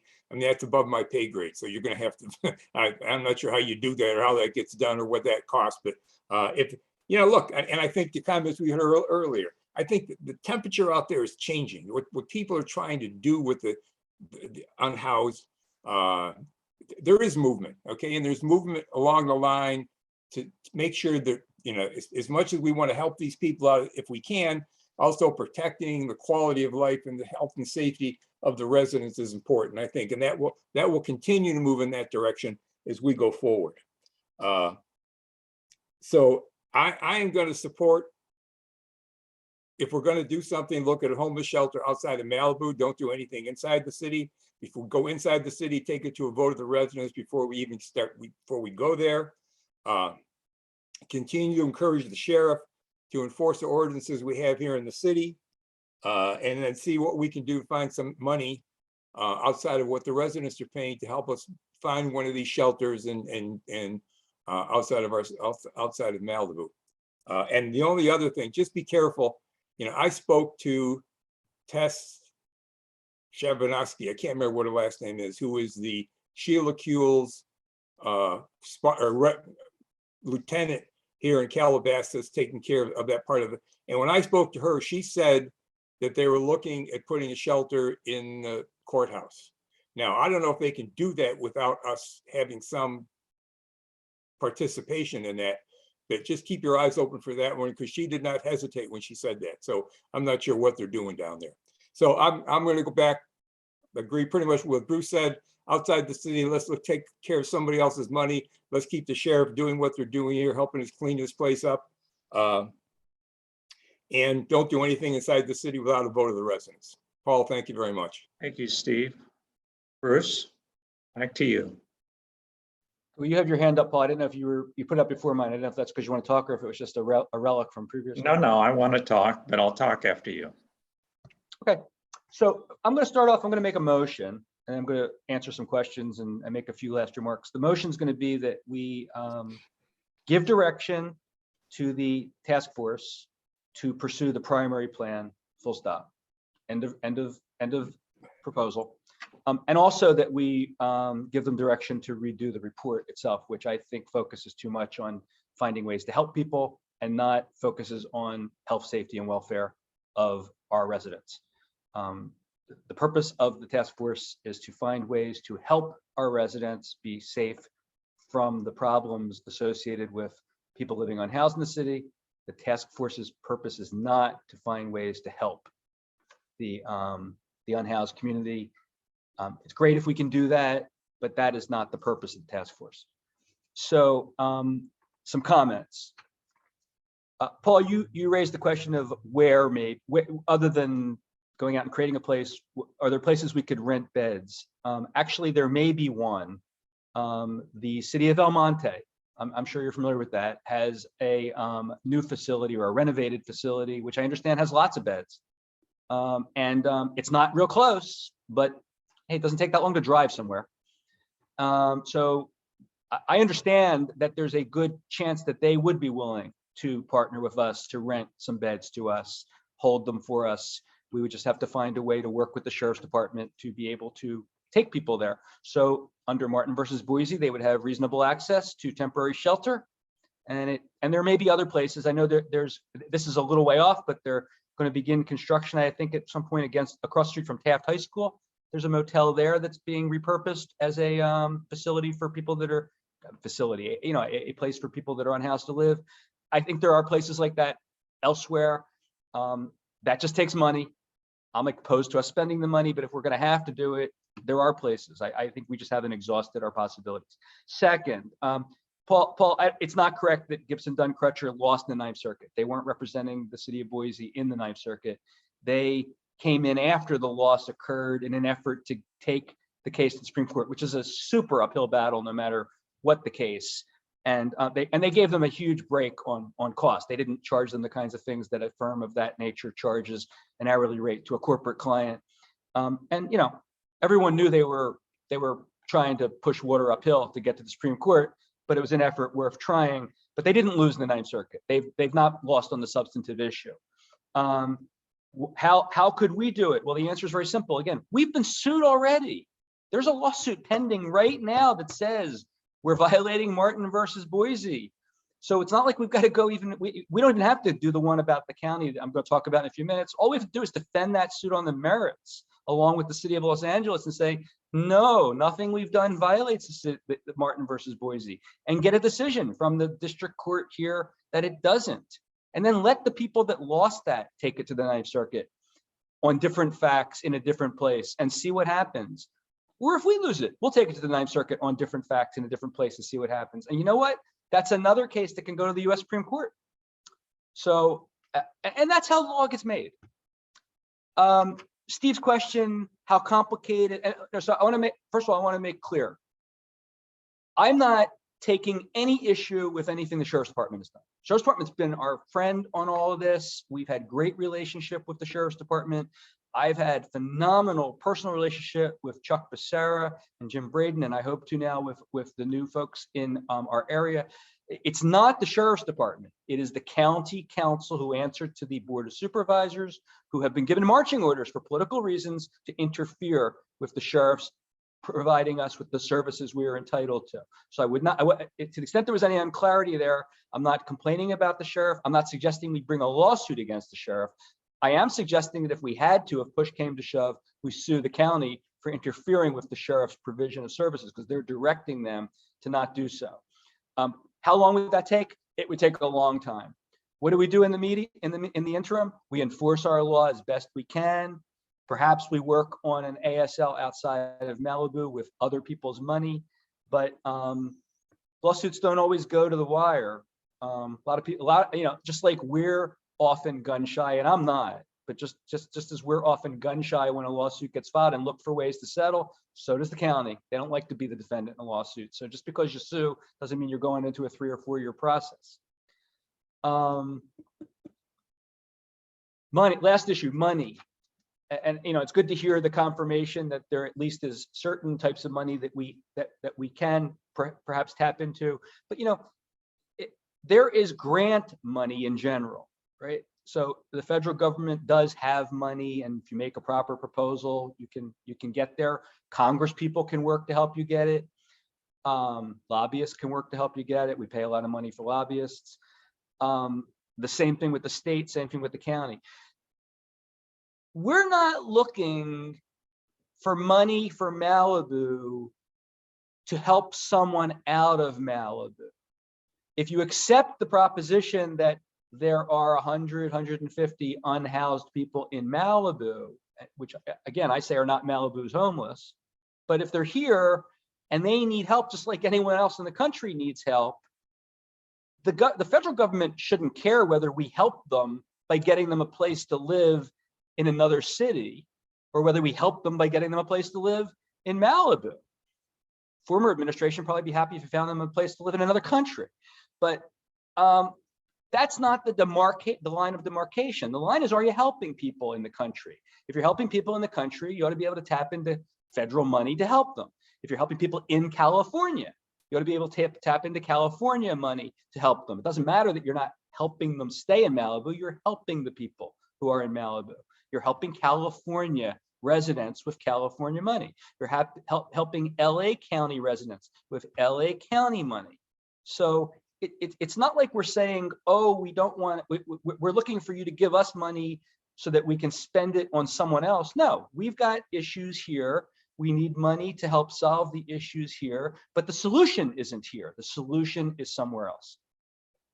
So with that, I'd like to make that motion. I don't know if I'll get a second. The motion is, again, adopt primary plan, give direction for the primary plan only, and also give direction to give reconsideration to the more rambling report, which I think is misdirected.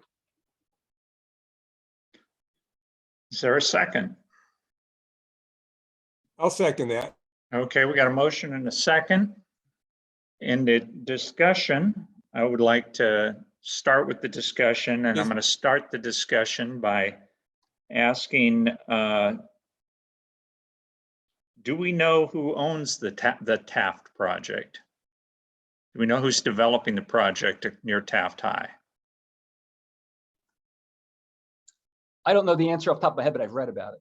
Okay. It's in the press. You can find the answer. Okay. And Susan, I've seen your hand for a while. I'm sure you have something useful to add to this. Yeah, I just wanted to mention when Bruce mentioned that, I'm sorry, Councilmember Silverstein, sorry, no respect. Bruce is perfectly fine, Susan, really. Okay.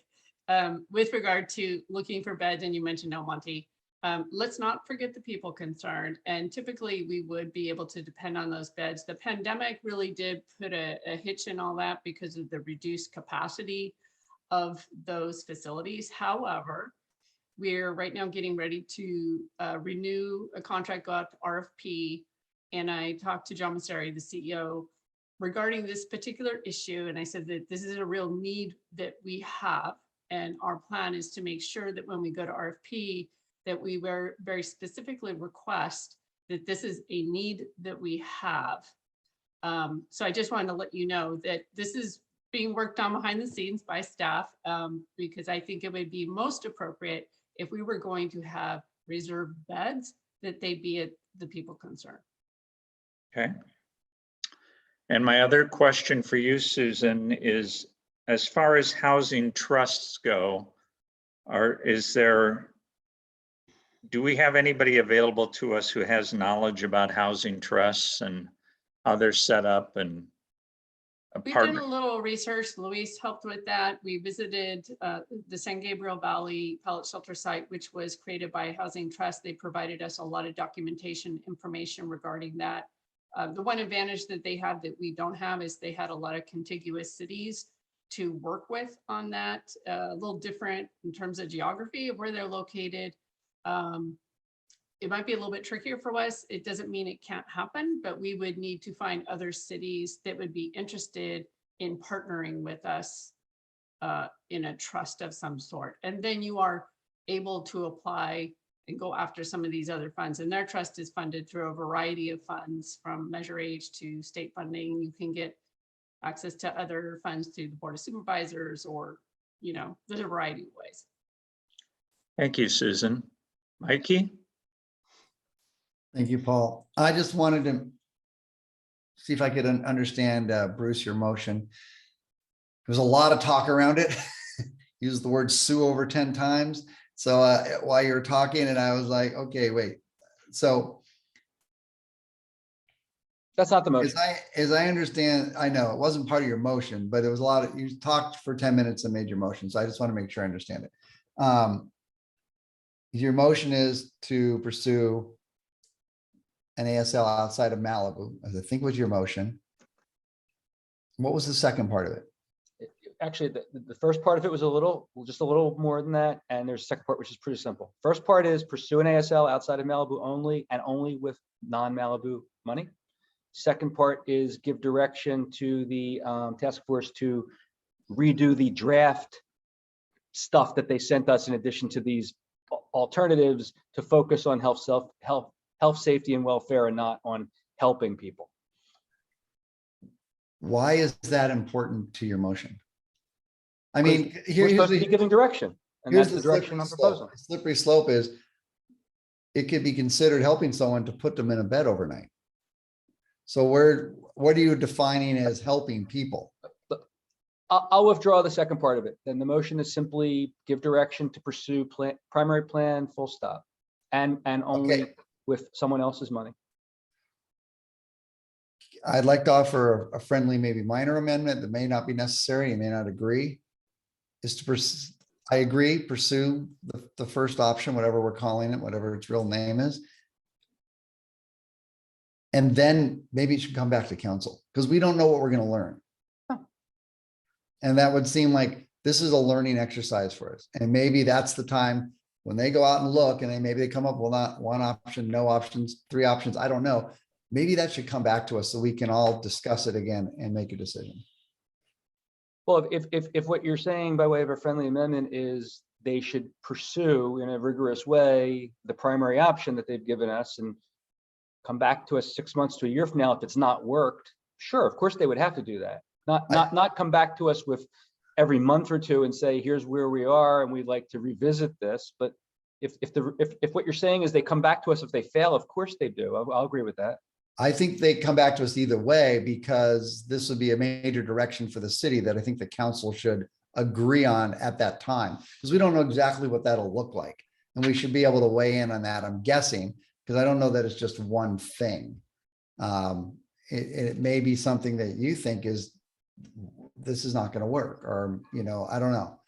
So pursue the primary option and come back to us when they've developed one that they would like us to approve. Sure.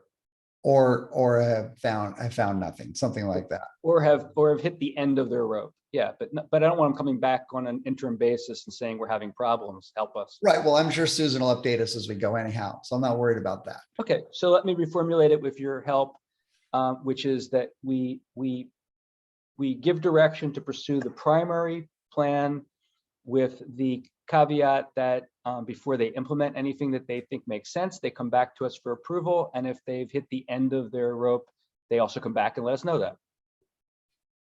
I'll third that. All right. Well, it's up to Steve to second it, actually.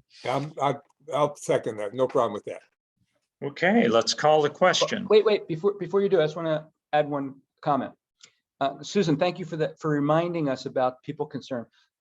There is money in our budget. We spend $375,000 a year, I think it is. So I think we're entitled to rooms. I mean, I would oppose renewing that contract if they don't get us rooms, and I would use that money to get us rooms, because there's money we're already spending and already allocating to the ASL.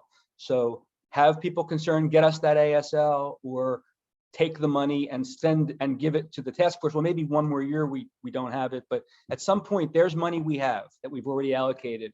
I don't like that we have to spend it on that, but there it is. We already have it. It's in our budget. So with that, go ahead, and I'm happy to have you call the roll. Mikey's hand is up. I was just going to say, maybe Luis or Susan could report on their success last month with this issue. Yeah, sure. I mean, I can speak on it. I know they kind of work very proactively. The people concerned, as mentioned earlier in the meeting, were able to house 7 folks, which is pretty good for a month. 7 folks off the street, and that was in a mixture of interim housing, in different parts of the county.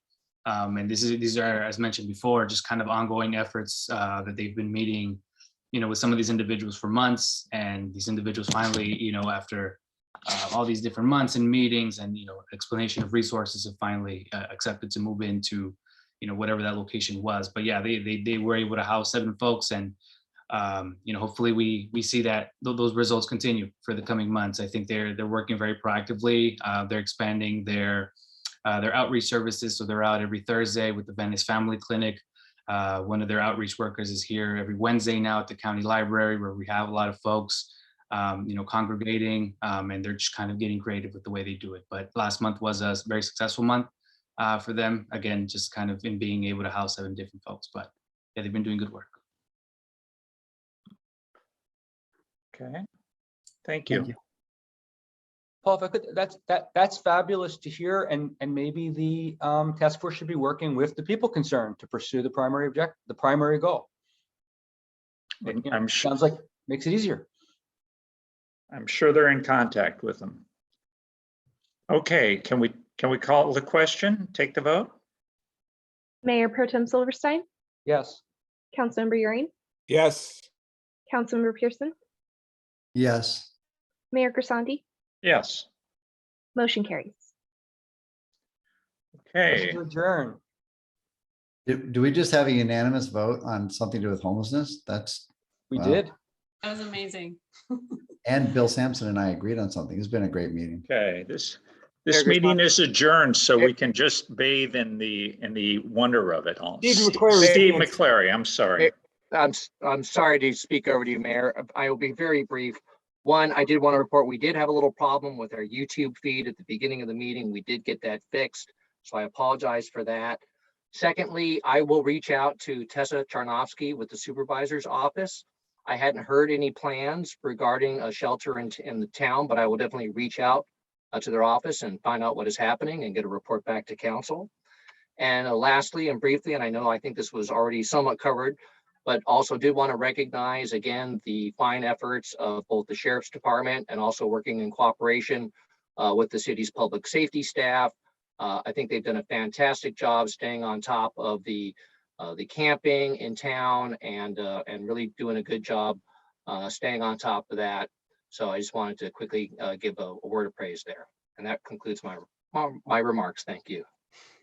Yeah, I was going to join Mikey in saying it is amazing that we reached the unanimous opinion on a homelessness meeting. It's really great to see.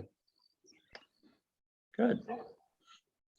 And I see Ian has his hand up. Do you want to say hello to us before we leave? Yeah, it's customary at the end of our task force meetings that I just say a couple words.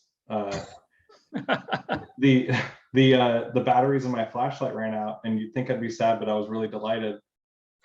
So a 5-0 vote. Congratulations. Wow.